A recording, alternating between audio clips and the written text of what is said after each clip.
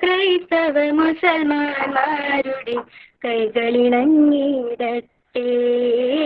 മനസ്സ് നന്നാവട്ടെ, മതമേതെങ്കിലുമാവട്ടെ, മാനവരത്തെ ചില്ലയിൽ വിട. മനസ്സ് നന്നാവട്ടെ, മനസ്സ് നന്നാവട്ടെ, മനസ്സ് നന്നാവട്ടെ, മനസ്സെന്നാവട്ടെ. ശ്രീകൃഷ്ണ കോളേജിലെ NSS 190, 191 യൂണിറ്റുകളുടെയും അതുപോലെ തന്നെ break through science society Thrissur district ചാപ്റ്ററിന്റെയും ആഭിമുഖ്യത്തിൽ ഹിരോഷിമ നാഗസാക്കി ദിനാചരണത്തോടനുബന്ധിച്ച് the story of atomic bombing and the aftermath എന്ന ടോപ്പിക്കിനെ കുറിച്ച് നമുക്കിവിടെ ഈ ഒരു വെബിനാർ എടുത്തു തരുന്നത് MES അസ്മാവി കോളേജിലെ ഫിസിക്സ് അസോസിയേറ്റ് പ്രൊഫസറായ ഡോക്ടർ ഷീബ NH മാം ആണ്. സോ മാമിനെയും അതുപോലെ തന്നെ നമ്മുടെ ഇന്നത്തെ ഈ പ്രോഗ്രാമിന് ആഭിമുഖ്യം വഹിക്കുന്ന ബ്രേക്ക് ത്രൂ സയൻസ് സൊസൈറ്റിയുടെ സ്റ്റേറ്റ് പ്രസിഡന്റായ doctor Babu PS sir, break through science society Thrissur chapter മെമ്പറായ ഡോക്ടർ സുകന്യ മാം, മറ്റെല്ലാവരെയും ഈ പ്രോഗ്രാമിലേക്ക് സ്വാഗതം ചെയ്ത് സംസാരിക്കുന്നതിന് വേണ്ടി നമ്മുടെ NSSന്റെ സെക്രട്ടറി ആയ നെഹാസി കിഷോറിനെ എത്രയും സ്നേഹത്തോടെ ക്ഷണിക്കുന്നു. മനസ്സ് എന്നാവട്ടെ. ഞാൻ ഓഡിബിൾ ആണല്ലോ? അതെ.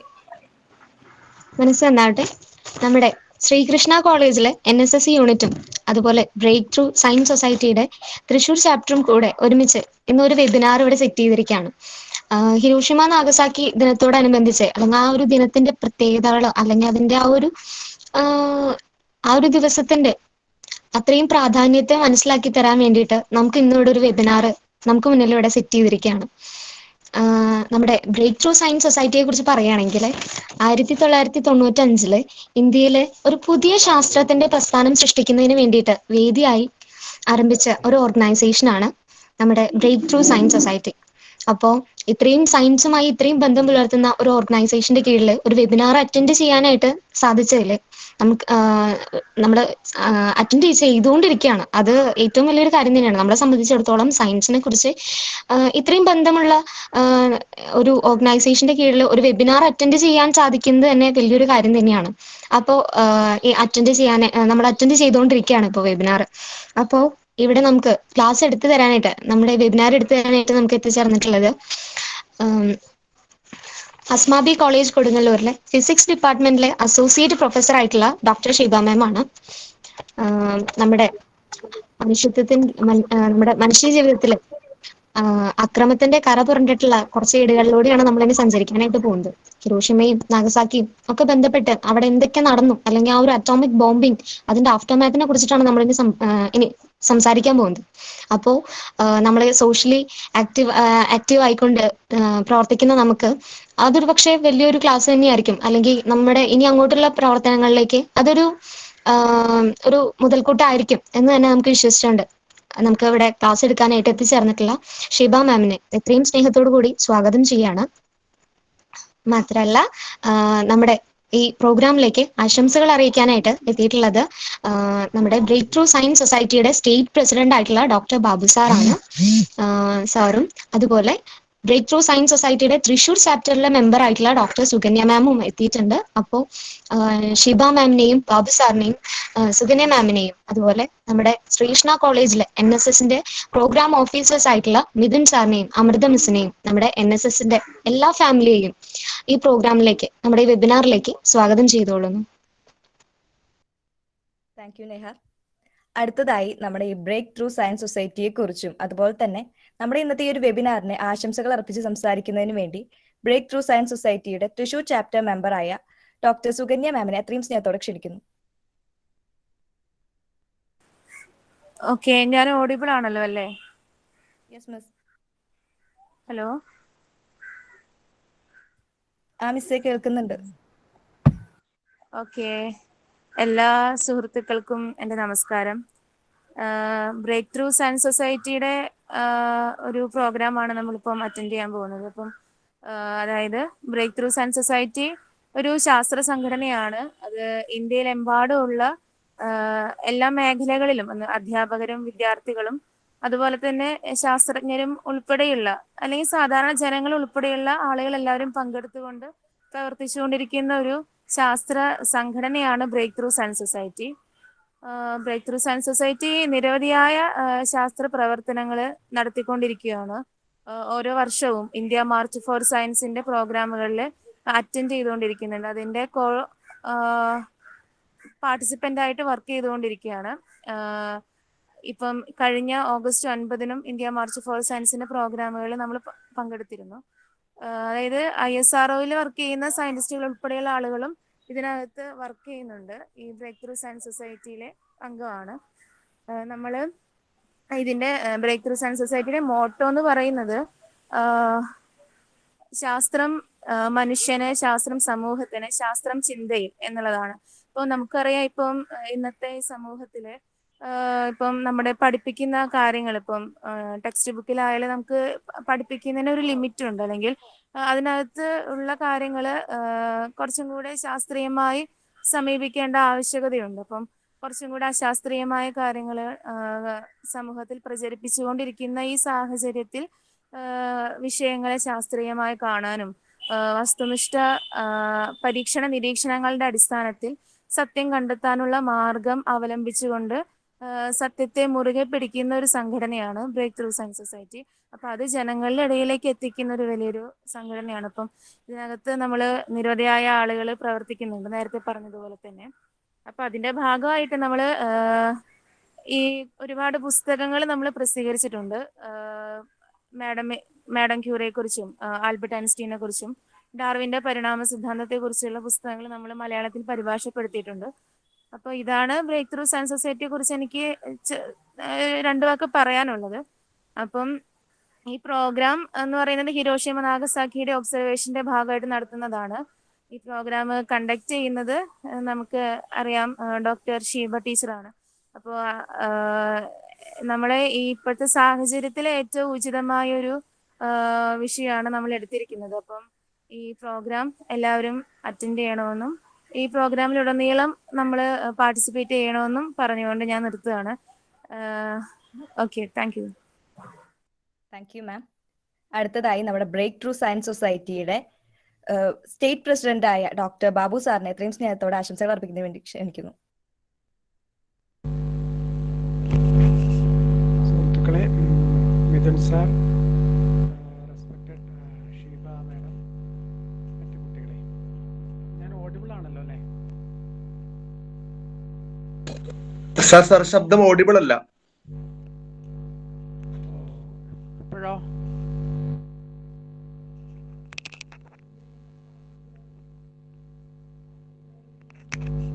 ഇപ്പൊ എങ്ങനെ കേൾക്കാമോ? കേൾക്കാം. Okay. Break through science society ഈ ഒരു സീസണിൽ ഹിരോഷിമ നാഗസാക്കി ആചരണം കുറേ വിദ്യാഭ്യാസ സ്ഥാപനങ്ങളിൽ നടത്തുകയുണ്ടായി. തൃശ്ശൂർ കേരളവർമ്മ കോളേജ്, വിമല കോളേജ്, അതുപോലെ തന്നെ ട്രെയിനിങ് കോളേജ്, തൃശ്ശൂർ മോഡൽ ബോയ്സിലുള്ള institute of advance studies in education എന്ന് പറയുന്ന ട്രെയിനിങ് കോളേജ്, പിന്നെ ഹയർ സെക്കൻഡറി സ്കൂളുകൾക്ക് വേണ്ടി പൊതുവിലൊരു പരിപാടി നടക്കുന്നുണ്ട്. അപ്പോൾ എനിക്ക് രണ്ട് കാര്യങ്ങൾ പറയാനുള്ളൂ. ഒന്ന്, ഇതിപ്പോൾ കൂടുതലും വോയിസ് വളരെ കുറവാണ് കേട്ടോ. കൂടുതലും ചരിത്രമാണ് ഈ വിഷയത്തിൽ വരിക. ക്ലിയർ ആണോ? ഇപ്പൊ ക്ലിയർ ആണ്. ഓക്കെ. സയൻസിനേക്കാൾ കൂടുതൽ ഈ അണുബോംബിന്റെയും രണ്ടാം ലോക മഹായുദ്ധത്തിന്റെയും ചരിത്രമാണ് ഇതിൽ വരിക. അത് കുട്ടികൾ മനസ്സിലാക്കിയിരിക്കേണ്ട ഒരു വിഷയം തന്നെയാണ്. കാരണം ശാസ്ത്രത്തിന്റെ വളരെ ഒരു ഇരുണ്ട അധ്യായം എന്ന് പറയാവുന്ന ഒരു സംഭവമാണല്ലോ അത്.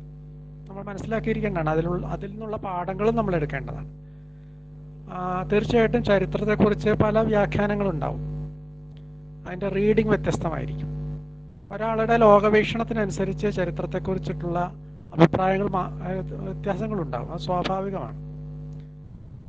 ഇപ്പൊ പ്രത്യേകിച്ചും അമേരിക്കയുടെയും സോവിയറ്റ് യൂണിയന്റെയും പങ്ക് എന്താണ് എന്നുള്ള കാര്യത്തിൽ കോൾഡ് വാർ എന്ന് പറയുന്ന ആ ഒരു വളരെ പ്രത്യയശാസ്ത്രപരമായ രണ്ട് ധ്രുവങ്ങളിൽ നിന്ന് രണ്ട് ലോകശക്തികൾ എന്ന രീതിയിൽ അമേരിക്കയും സോവിയറ്റ് യൂണിയനും പോരടിച്ച ഒരു കാലഘട്ടത്തിന് ശേഷം അമേരിക്ക എന്ത് പങ്ക് വഹിച്ചു, സോവിയറ്റ് യൂണിയൻ എന്ത് പങ്ക് വഹിച്ചു എന്നുള്ള കാര്യത്തിൽ ധ്രുവീകൃതമായ അഭിപ്രായമുണ്ട്, അതിൽ തർക്കമില്ല. പ്രത്യേകിച്ച് സോവിയറ്റ് യൂണിയൻ വഹിച്ച പങ്ക് പുരോഗമനപരമായിരുന്നോ അല്ലയോ എന്നുള്ള കാര്യത്തിൽ തർക്കങ്ങളുണ്ട്. പക്ഷേ ഏറെക്കുറെ അമേരിക്ക വഹിച്ച പങ്ക് എന്താണെന്നുള്ള കാര്യത്തിൽ നമ്മുടെ നാട്ടുകാർക്ക് വലിയ അഭിപ്രായ വ്യത്യാസം ഇല്ല എന്നാണ് ഞാൻ മനസ്സിലാക്കുന്നത്. അതെന്തായാലും ശരി, ആ അഭിപ്രായ വ്യത്യാസങ്ങൾ എന്ത് തന്നെ ആയിരുന്നാലും ശരി, നമുക്ക് ഒരു കാര്യം തീർത്ത് പറയാൻ കഴിയും. അതിതാണ്, സോവിയറ്റ് യൂണിയൻ ഉണ്ടായിരുന്നത് കൊണ്ടല്ല യുദ്ധം ഉണ്ടായത്. സോവിയറ്റ് യൂണിയൻ പോയതിനു ശേഷവും ചരിത്രത്തിൽ മറഞ്ഞതിന് ശേഷവും യുദ്ധങ്ങൾ സംഭവിച്ചുകൊണ്ടേയിരിക്കുന്നു. രണ്ട് ധ്രുവങ്ങളായി ലോകം നിന്നതുകൊണ്ടല്ല യുദ്ധം ഉണ്ടായത്. ഏകധ്രുവ ലോകത്തിൽ ഒരു വിധത്തിൽ പറഞ്ഞാൽ യുദ്ധങ്ങളും പലായനങ്ങളും വർദ്ധിച്ചിരിക്കുകയല്ലേ. അപ്പൊ അതിന്റെ ഉത്തരം സോവിയറ്റ് യൂണിയൻ, അതിന്റെ ഉത്തരവാദി സോവിയറ്റ് യൂണിയൻ അല്ല, തീർച്ചയായിട്ടും. അപ്പൊ അതവിടെ നിൽക്കട്ടെ. രണ്ടാം ലോക മഹായുദ്ധത്തിനിടയ്ക്ക് നടന്ന അറ്റോമിക് ബോംബിങ്ങിന്റെ ആ ചരിത്രത്തിൽ നമ്മൾ എടുക്കേണ്ട പാഠം എനിക്ക് തോന്നുന്നു, ശാസ്ത്രം മനുഷ്യനന്മയ്ക്കായിരിക്കണം.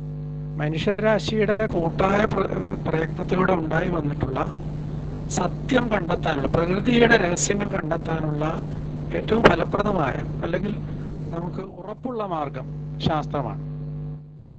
സത്യാന്വേഷണം പല രീതിയിൽ നടക്കുന്നുണ്ട് ലോകത്ത്. അത് ധ്യാനത്തിലൂടെ നടക്കുന്നുണ്ട്, പിന്നെ മിസ്റ്റിക്കായ അനുഭൂതികളിലൂടെ സത്യം കണ്ടെത്താൻ ശ്രമിക്കുന്നവരുണ്ട്, പല രീതിയിൽ. ആത്മസാക്ഷാത്കാരം എന്ന രീതിയിൽ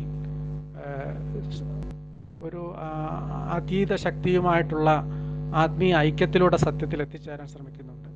അതെല്ലാം വ്യക്തിനിഷ്ഠമാണ്. വ്യക്തികളെ ആശ്രയിച്ച് വ്യക്തിപരമായ അഭിപ്രായങ്ങളും അവരുടെ അനുഭൂതികളും മാറി മാറി വരുന്ന തരത്തിലുള്ള മെത്തേഡ്സാണ്. വസ്തുനിഷ്ഠമായി ലോകത്തിൻ്റെ സത്യം അറിയാനുള്ള ഒരേ ഒരു മാർഗം മാത്രമേ ഉള്ളൂ, അത് സയൻസാണ്. ഇന്നത്തെ ലോകത്തിൻ്റെ പുരോഗതിയുടെ ഏറ്റവും വലിയ അടിത്തറ, ബലിഷ്ഠമായ അടിത്തറ എന്ന് പറയുന്നത് ശാസ്ത്രമാണ്. അപ്പോൾ ഈ ശാസ്ത്രം മനുഷ്യൻ്റെ നന്മയ്ക്ക് വേണ്ടി മാത്രമേ ഉപയോഗിക്കാവൂ എന്നുള്ളത് സാമാന്യമായി യുക്തിപരമായി ചിന്തിക്കുന്ന ഏതൊരാൾക്കും യോജിക്കാവുന്ന ഒരു പോയിന്റാണ്. ഞാൻ യോജിപ്പിനെ കുറിച്ചാണ് പറയുന്നത്. അപ്പോൾ അവിടെ നിന്നുകൊണ്ട് നമുക്ക് പറയാം, നശീകരണത്തിന് വേണ്ടി ശാസ്ത്രത്തെ ഉപയോഗിക്കരുത്. ഈ കാര്യത്തിൽ നമുക്ക് എല്ലാവർക്കും യോജിക്കാൻ കഴിയും.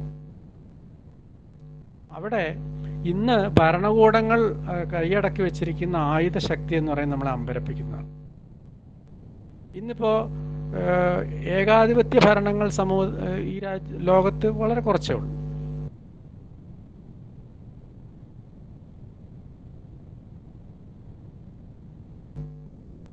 അമേരിക്ക ഉൾപ്പെടെ, ഇന്നത്തെ റഷ്യ ഉൾപ്പെടെ ചർച്ചകളിലെടുക്കുന്ന തീരുമാനങ്ങളും ഒക്കെയുള്ള രാജ്യങ്ങൾ തന്നെ ഈ ലോകത്തെ പലവട്ടം നശിപ്പിക്കാനുള്ള ആയുധങ്ങൾ സ്വന്തമാക്കി വെച്ചിരിക്കുന്നു. എന്നുവെച്ചാൽ ഭരണകൂടങ്ങളുടെ താല്പര്യം സാധാരണ ജനങ്ങളുടെ താല്പര്യത്തിൽ വേറിട്ട് മാറി നിൽക്കുന്നത് നമുക്ക് കാണാൻ കഴിയും. അപ്പോൾ ശാസ്ത്രം മനുഷ്യരാശിയുടെ മുഴുവൻ സർഗ സൃഷ്ടിയാണ്. അത് ഏതെങ്കിലും ഒരു ഭരണകൂടത്തിന്റെ കുത്തകയാണ്.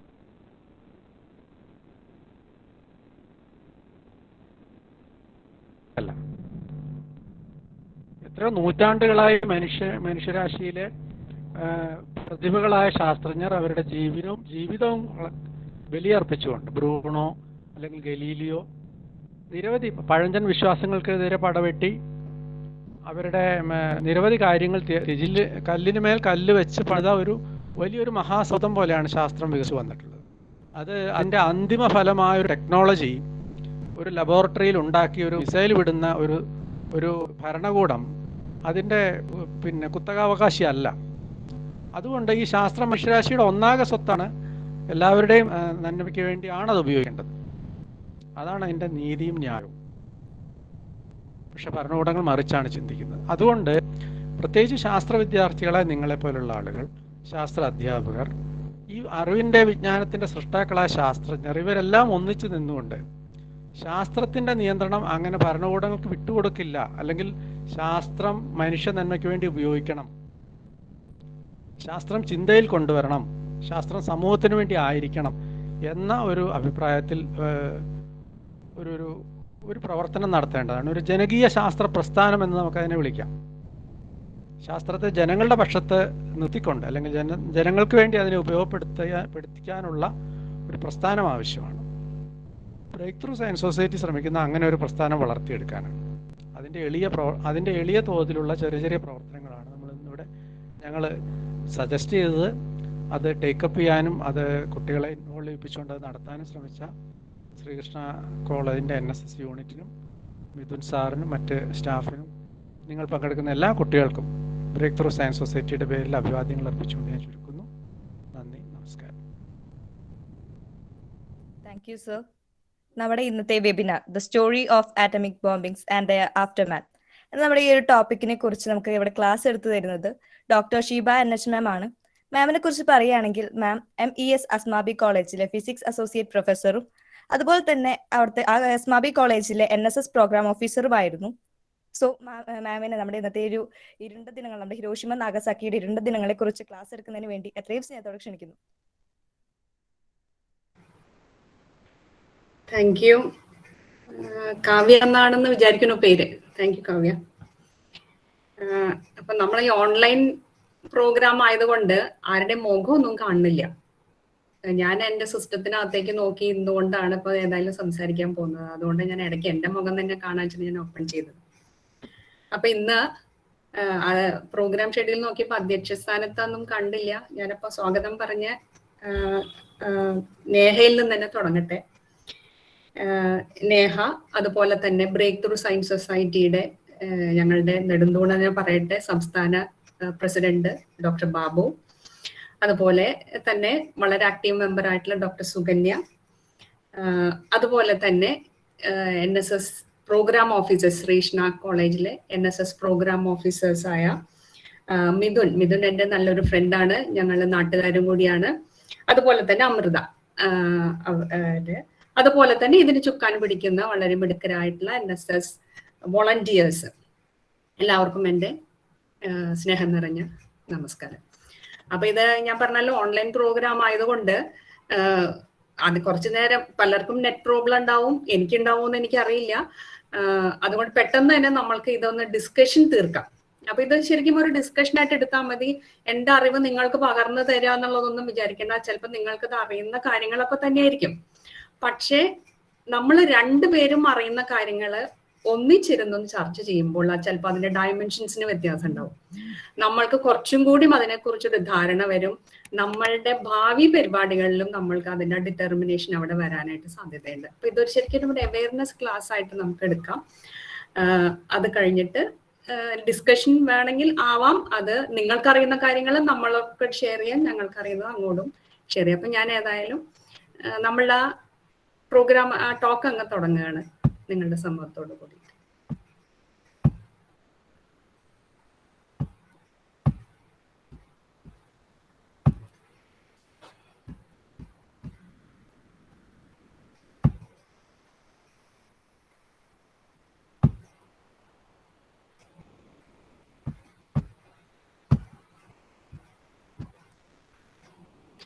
കാണുന്നുണ്ടെന്ന് വിചാരിക്കുന്നു അല്ലേ?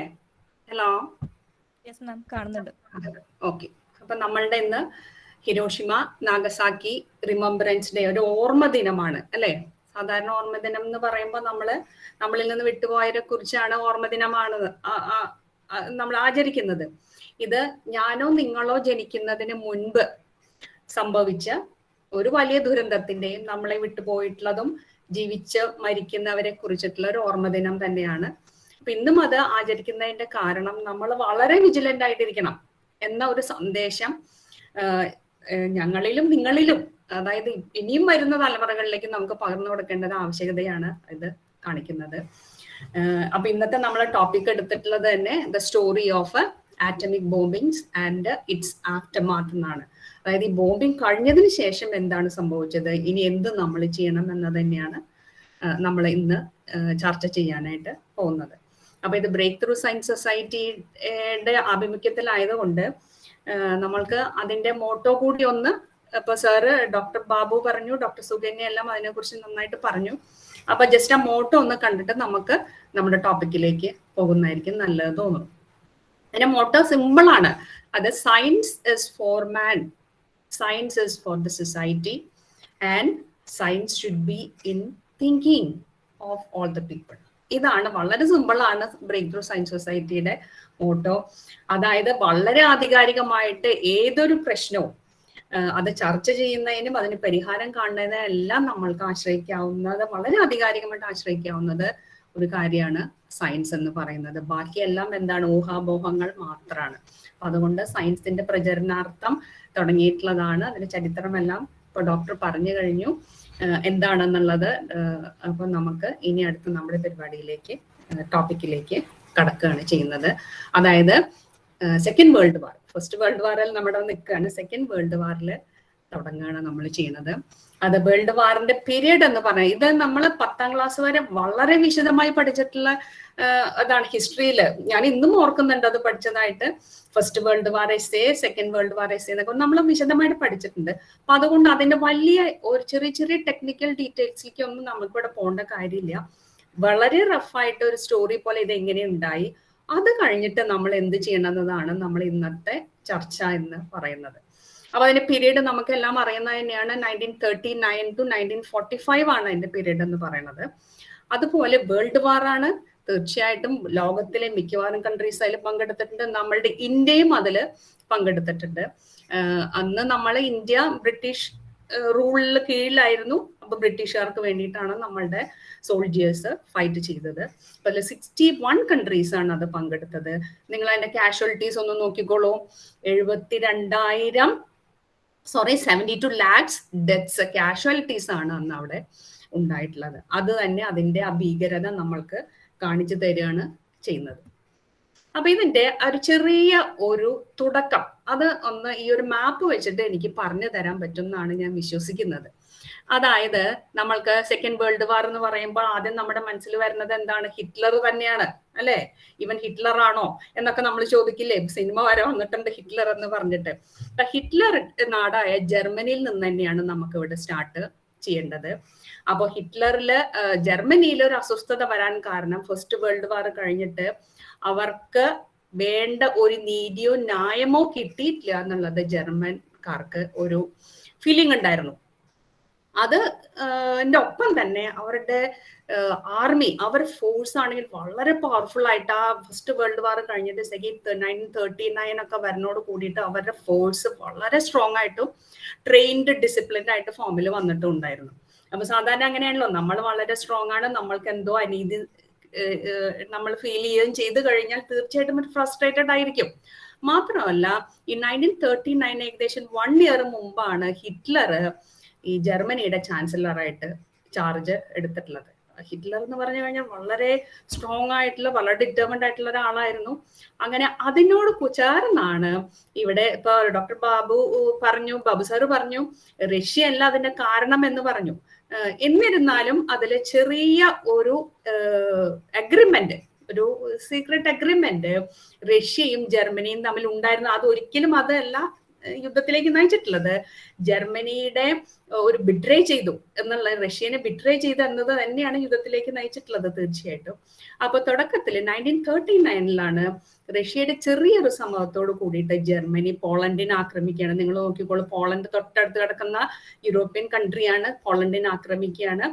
പക്ഷേ പോളണ്ടിന്റെ സഹായത്തിന് അവിടെ യുണൈറ്റഡ് കിങ്ഡവും അതുപോലെ ഫ്രാൻസും എത്തുകയാണ് ചെയ്യുന്നത്.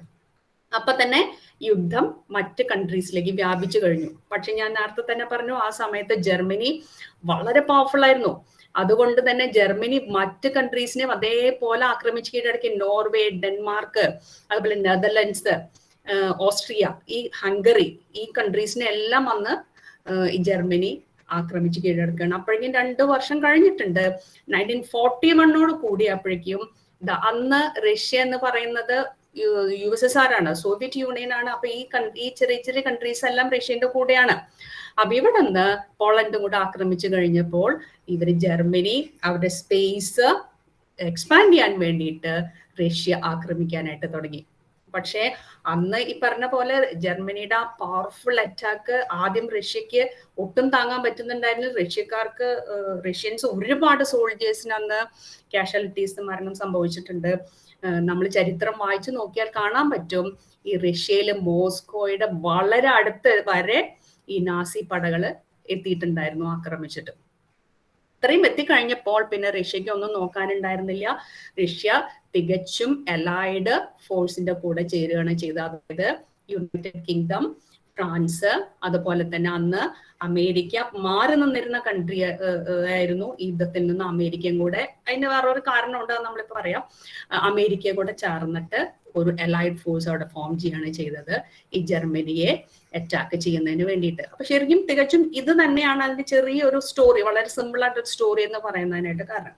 അപ്പൊ ഈ അമേരിക്ക ഇതിലേക്ക് വരുന്നതിന് കാരണം, ഇതിപ്പോ ഈ മാപ്പിനകത്ത് അമേരിക്ക ഇല്ല, അത് ഇപ്പുറത്തേക്ക് കടന്നു കഴിഞ്ഞാൽ വെസ്റ്റിലേക്ക് പോയി കഴിഞ്ഞാൽ അമേരിക്ക ഉണ്ട്, അങ്ങോട്ട് ഈസ്റ്റിലേക്ക് പോയി കഴിഞ്ഞാൽ നമുക്ക് ജപ്പാനുണ്ട്, ജപ്പാനീസ് കൺട്രീസ് ഉണ്ട്. അപ്പൊ അതിന് ഇടയ്ക്ക് വരുന്ന ഒരു ഓഷ്യനാണ് പസഫിക് ഓഷ്യൻ എന്ന് പറയുന്നത്. അപ്പൊ തികച്ചും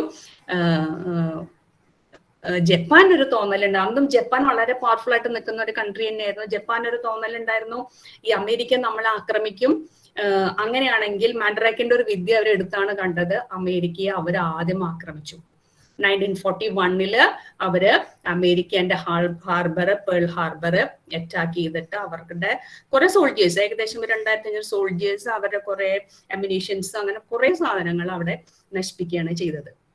ഇതൊക്കെയാണ് ഒരു വാറിന് തുടക്കം. ഏത് സ്ഥലത്തായാലും വാർ, ഇപ്പൊ നമ്മളുടെ കാശ്മീർ, ഇന്ത്യ, ആ വാറൊക്കെ അങ്ങനെ തന്നെയാണ്. അവര് വെടിവെച്ചു, ഒരു വെടിവെച്ചൊക്കെ എൻക്രോച്ച് ചെയ്തു എന്നൊക്കെ പറഞ്ഞു തന്നെയാണ് വാർ തുടങ്ങുന്നത്.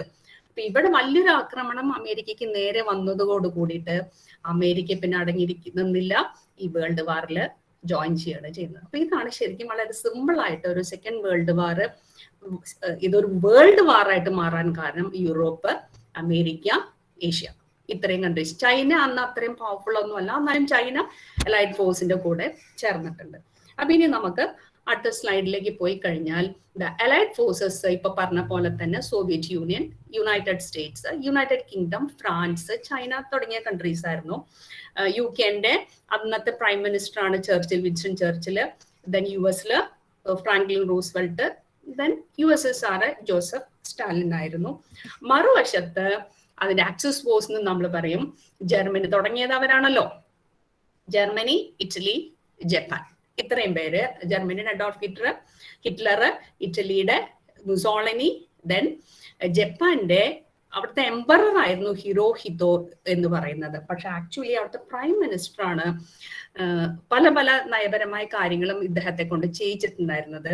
പ്രൈം മിനിസ്റ്റർ ടോജോ ഹിഡേക്കി ടോജോ എന്ന് പറഞ്ഞ അദ്ദേഹമാണ് ഈ പേൾ ഹാർബർ അറ്റാക്ക് ചെയ്യാനുള്ള എല്ലാ നയതന്ത്രപരമായ കാര്യങ്ങളെല്ലാം തീരുമാനം എടുത്തിരുന്നത്. പിന്നീട് അദ്ദേഹത്തിന്റെ വിധി വളരെ ദയനീയമായിട്ടുള്ളൊരു വിധിയായിരുന്നു. എന്നുവെച്ചാൽ സ്വന്തം നാട്ടിൽ തന്നെ അദ്ദേഹം തൂക്കിലേറ്റപ്പെടുകയാണ് ചെയ്തത്.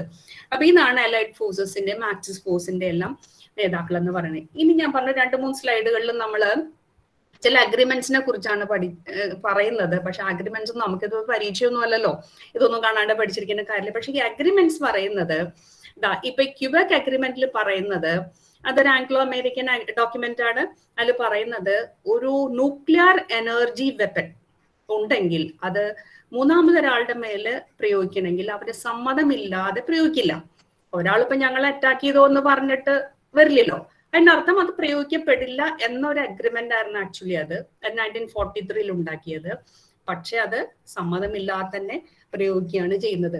അപ്പൊ ഇതാണ് യുദ്ധത്തിന്റെ തന്ത്രം എന്ന് പറയുന്നത്. അവിടെ ഒരു നീതി ന്യായമൊന്നും ഉണ്ടാവില്ല. അത് ആക്രമിക്കുമ്പോ അങ്ങനെയാണല്ലോ, അതിന് നീതിബോധവും ന്യായബോധവും ഒന്നും ഉണ്ടാവില്ല.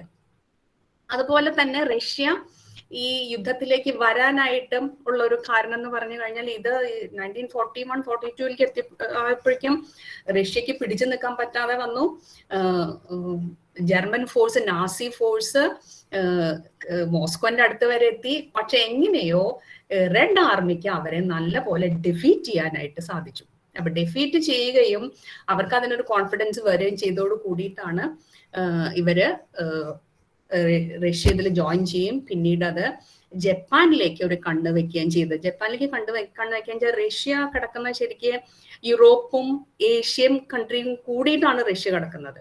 അപ്പൊ അതുകൊണ്ട് തന്നെ റഷ്യക്ക് ഏഷ്യൻ കൺട്രിയായ ജപ്പാനിലും അതിന്റെ പരിസരത്തുള്ള മംഗോളിയൻ റേസ് അവിടെ ഒരു താല്പര്യം ഉണ്ടായിരുന്നു.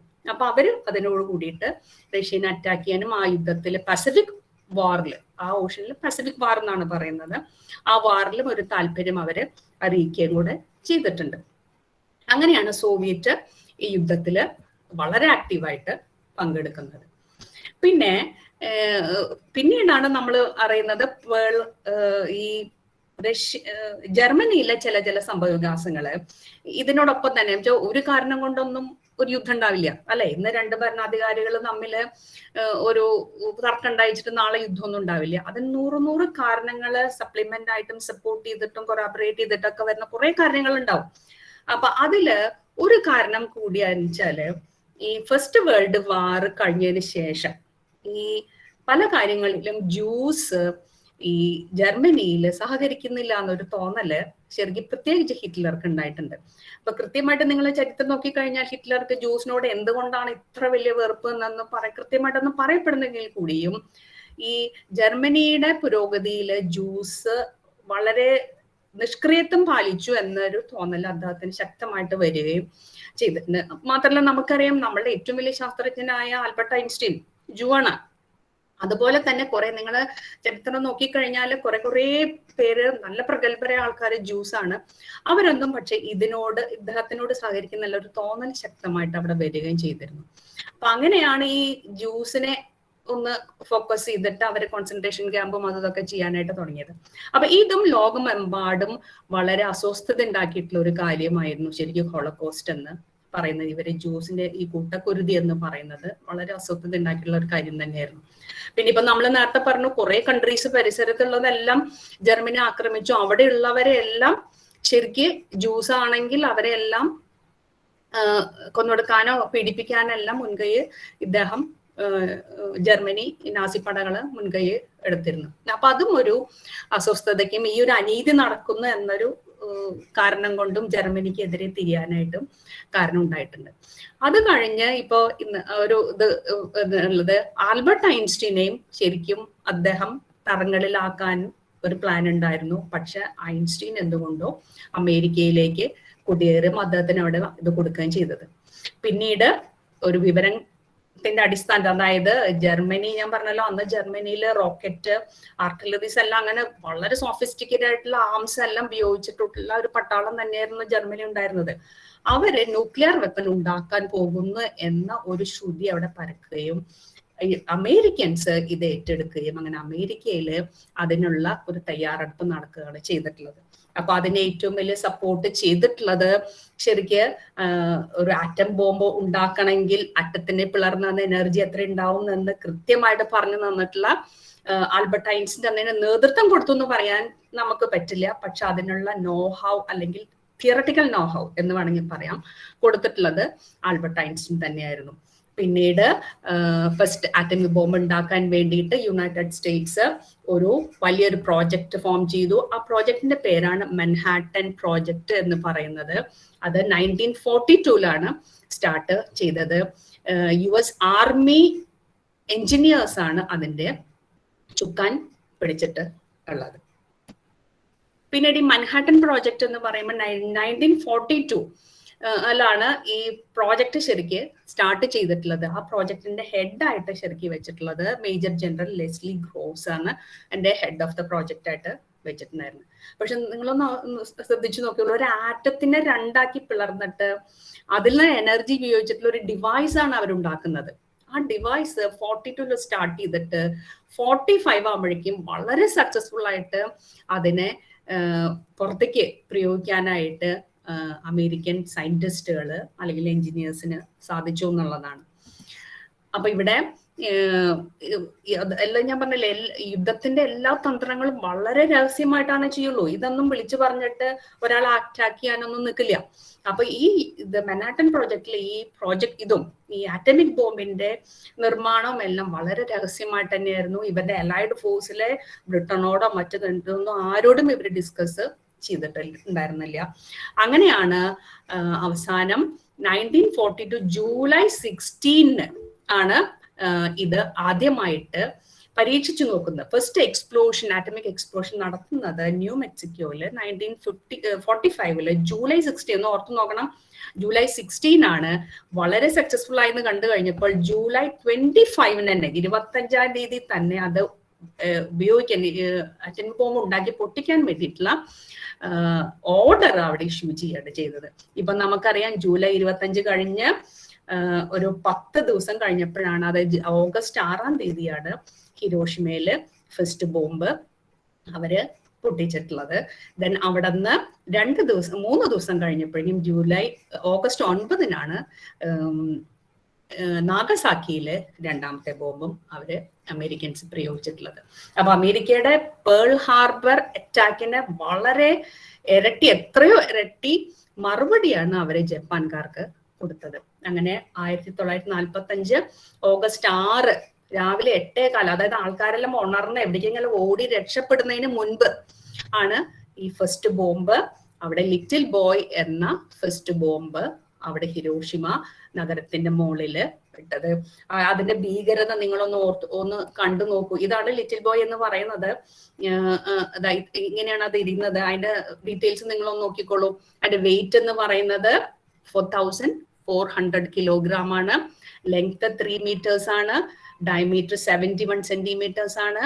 അതിൽ ഉപയോഗിച്ച ഫ്യൂവൽ എന്ന് പറയുന്നത്, ഇപ്പൊ പലരും സയൻസ് സ്റ്റുഡൻസ് ഇതിലുണ്ടാവും, അപ്പൊ ന്യൂക്ലിയർ എനർജിയുടെ കുറിച്ചൊക്കെ പഠിക്കുന്നവരുണ്ടാവും. അപ്പം ഇതിൽ ഉപയോഗിക്കുന്ന യുറേനിയം 235 റേഡിയോ ആക്റ്റീവ് എലമെന്റ് ആണ് അല്ലെ. അതിൽ ഉപയോഗിച്ചത് യുറേനിയം 235 ആണ് ഫ്യൂവല്. നിങ്ങൾ നോക്കിക്കോളൂ അതില് എത്രമാത്രം യുറേനിയം ഉപയോഗിച്ചിട്ടുണ്ട്. 64 കിലോഗ്രാം.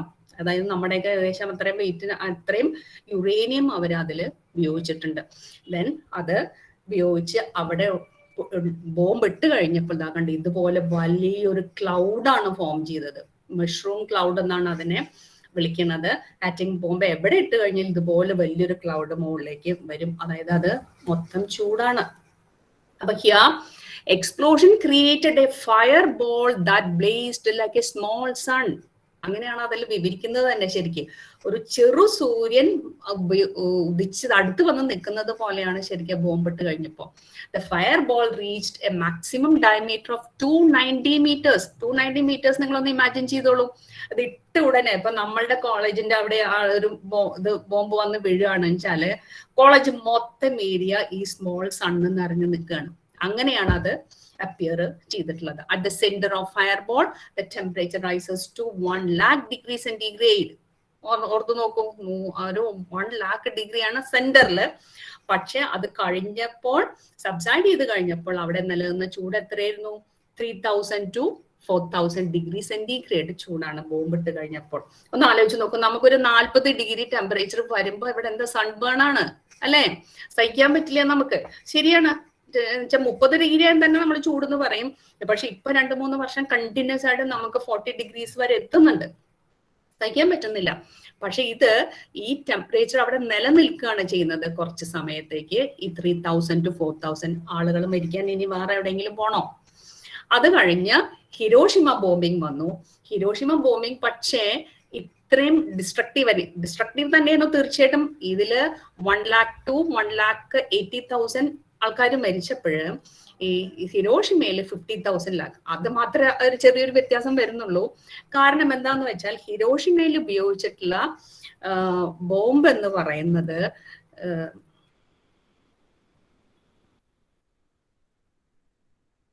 ഇതാണ്. ഹിരോഷിമയിൽ ഉപയോഗിച്ചിട്ടുള്ള നാഗസാക്കിയിൽ ഉപയോഗിച്ചിട്ടുള്ള ബോംബ് എന്ന് പറയുന്നത് ഫാറ്റ്മാൻ ആയിരുന്നു. ആ ഫാറ്റ്മാനിൽ ഉപയോഗിച്ചിട്ടുള്ള ഫ്യൂവലിന്റെ അളവ് നിങ്ങളൊന്ന് നോക്കിക്കോളൂ. 6.2 കിലോഗ്രാം ആണ്. അവരുടെ ഫ്യൂവൽ എന്ന് പറഞ്ഞാൽ പ്ലൂട്ടോണിയം ആയിരുന്നു.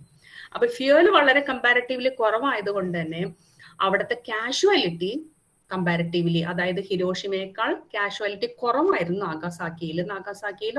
ഓഗസ്റ്റ് 9-നാണ് ഒരു ബോംബ് പ്രയോഗിച്ചത്.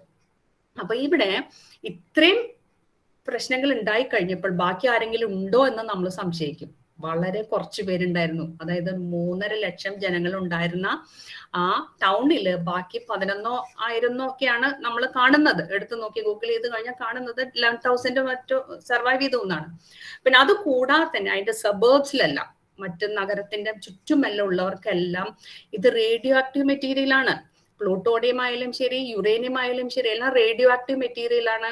വന്ന് വീണ് ഇത്രയും ടെമ്പറേച്ചറിനകത്ത് വന്ന് സ്പ്രെഡ് ചെയ്ത് കഴിഞ്ഞാൽ തീർച്ചയായിട്ടും വർഷങ്ങളോളം അത് റേഡിയോ ആക്ടിവിറ്റി പ്രകടിപ്പിക്കും.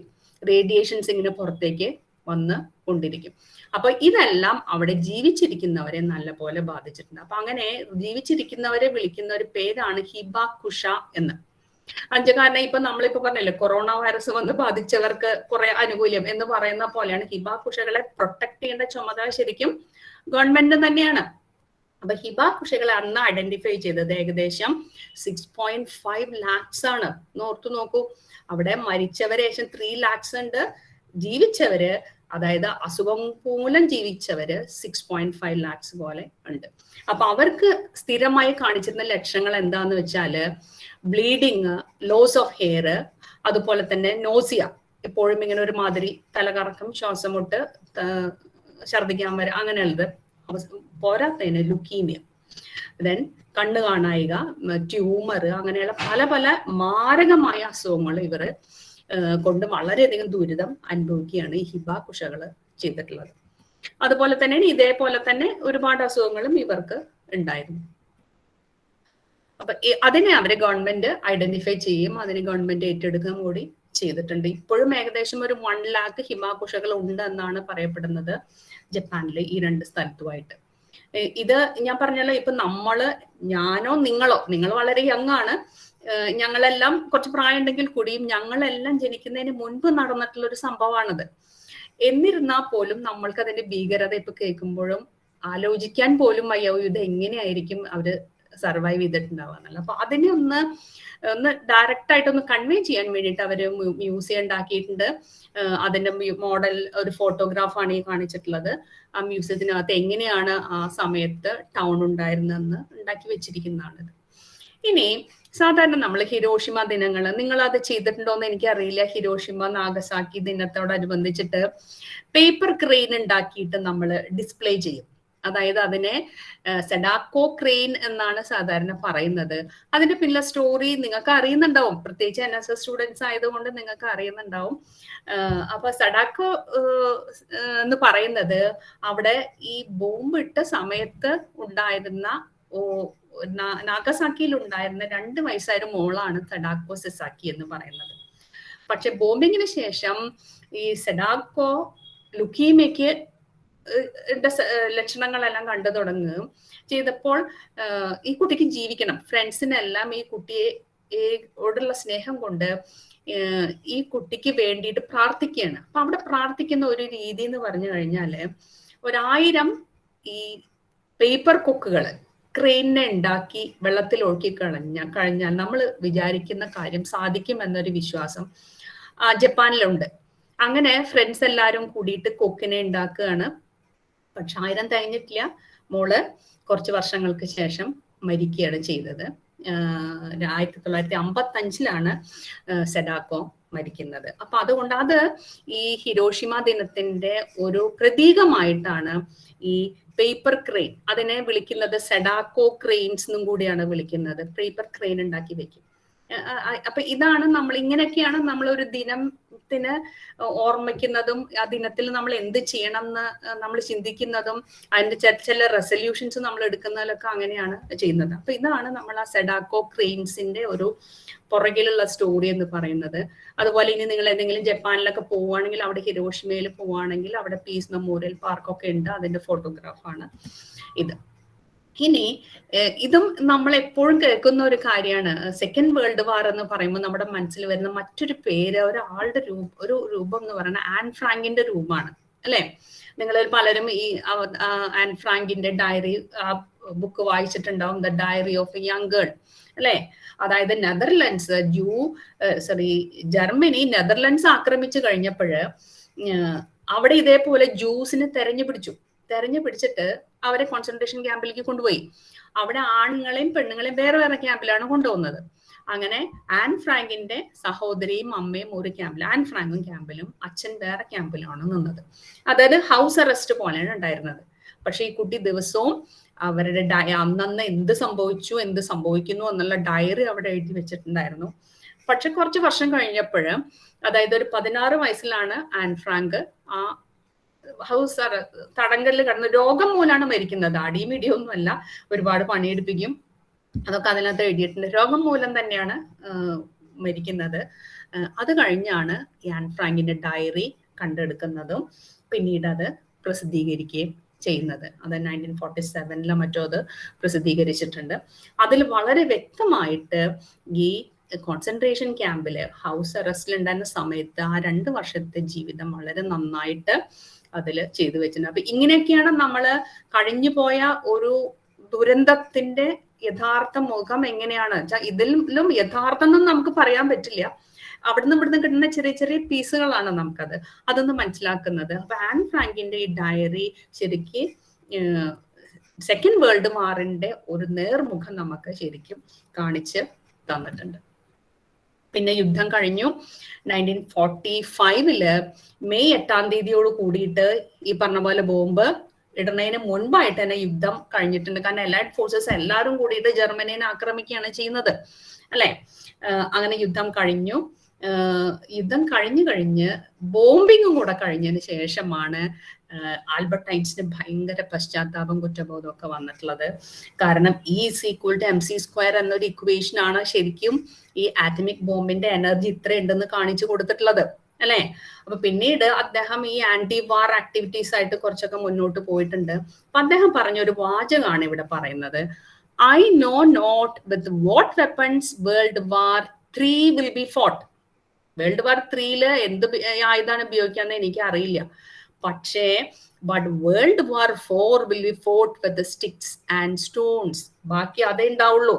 വേൾഡ് വാർ 4 നമ്മൾക്ക് ഒന്നും ബാക്കി ഉണ്ടാവില്ല, കല്ലും കട്ടയും വടിയും മാത്രമേ ബാക്കി ഉണ്ടാവുള്ളൂ എന്നാണ് അദ്ദേഹം പറഞ്ഞിട്ടുള്ളത്. ലോകം നശിച്ചു പോവും.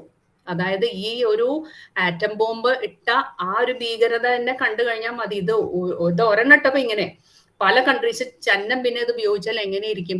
പിന്നെ ലോകം ഉണ്ടാവില്ല, ഈ കള്ളും കട്ടയും ഒന്നും കൂടി ഉണ്ടാവില്ല എന്നുള്ളതാണ് നമ്മൾക്ക് ഇവിടെ തോന്നുന്നത്. ഇനി വേൾഡ് വാർ 2, അതായത് മെയ് 8 യൂറോപ്പിൽ വാർ കഴിഞ്ഞു. അത് കഴിഞ്ഞ് ഓഗസ്റ്റില് ഈ ഏഷ്യയിലും ബോംബിട്ടോട് കൂടിയിട്ട് വാർ കംപ്ലീറ്റ് കഴിഞ്ഞു. അങ്ങനെ എൻഡ് ഓഫ് വേൾഡ് വാർ 2 ആയി. എൻഡ് കഴിഞ്ഞപ്പോൾ എന്തുണ്ടായി? ആഫ്റ്റർ വേൾഡ് വാർ 2 ആണ് നമ്മളുടെ ഇറ എന്ന് പറയുന്നത്. നമ്മളുടെ ഇറയല്ല, പിന്നെയാണ് നമ്മൾ കാണുന്നത്. വേൾഡ് വാർ 2 കഴിഞ്ഞോടുകൂടി എന്താ ഉണ്ടായത്? അമേരിക്ക എന്ന സൂപ്പർ പവർ എമേർജ് ചെയ്യാണ് ചെയ്യുന്നത്. അമേരിക്കയുടെ ഒപ്പം തന്നെ പക്ഷെ USSRും ഒപ്പം നിന്നിട്ടുണ്ട്. കാരണം ജർമ്മനിയെ വളരെ ശക്തമായിട്ട് അവിടെ തുരത്തി ഓടിച്ചാണ്. പക്ഷെ ഈ ബോംബിന്റെ ഒരു മൊണപ്പൊളി തീർച്ചയായിട്ടും അമേരിക്കയ്ക്ക് അവിടെ കിട്ടിയിട്ടുണ്ട്. അങ്ങനെ emergence of dominant super powers USA and USSR അവിടെ വന്നു. അത് കൊണ്ട് തന്നെ എന്താ ഉണ്ടായത്? ഒരു ഡയറക്റ്റ് ഫൈറ്റ് വാർ വന്നിട്ടില്ലെങ്കിൽ കൊണ്ട്, ഒരു ഫിസിക്കൽ വാർ വന്നില്ലെങ്കിൽ കൊണ്ട് ഒരു കോൾഡ് വാർ അവിടെ തീർച്ചയായിട്ടും ഡെവലപ്പ് ചെയ്തു. കോൾഡ് വാർ എന്ന് പറഞ്ഞു കഴിഞ്ഞാൽ നമ്മൾ ഇങ്ങനെ രണ്ടുപേരും തമ്മിൽ ഭയങ്കര മിണ്ടാണ്ടിരുന്നിട്ട് ഭയങ്കര ഫൈറ്റ് നടത്തില്ലേ, പരസ്പരം മിണ്ടാണ്ട്, അതേപോലത്തെ ഒരു കോൾഡ് വാറാണ്. രണ്ട് കൺട്രീസും ഇഷ്ടം പോലെ ആയുധങ്ങള് ഉണ്ടാക്കി കൂട്ടുക. ഇനി എപ്പോഴാണ് നമ്മളൊക്കെ ചെറുപ്പത്തിൽ അത് കേട്ടിട്ടുണ്ട്. ചെറുപ്പത്തിൽ ഈ ഞങ്ങളൊക്കെ നിങ്ങളുടെയൊക്കെ പ്രായത്തിൽ വരുന്ന സമയത്ത് കോൾഡ് വാറൊക്കെ ഇങ്ങനെ നന്നായിട്ട് നടക്കുന്ന സമയമാണ്. അപ്പൊ ശരിക്ക് സ്പേസിൽ പോണു, സ്പേസിൽ നിന്ന് ഇനി ആക്രമിക്കും, അങ്ങനത്തെ കുറെ കഥകൾ സ്റ്റോറീസും നമ്മൾ കേട്ടിട്ടുള്ള ഒരു കാലാണ് നിങ്ങളുടെയൊക്കെ പ്രായത്തില് ഞങ്ങള്.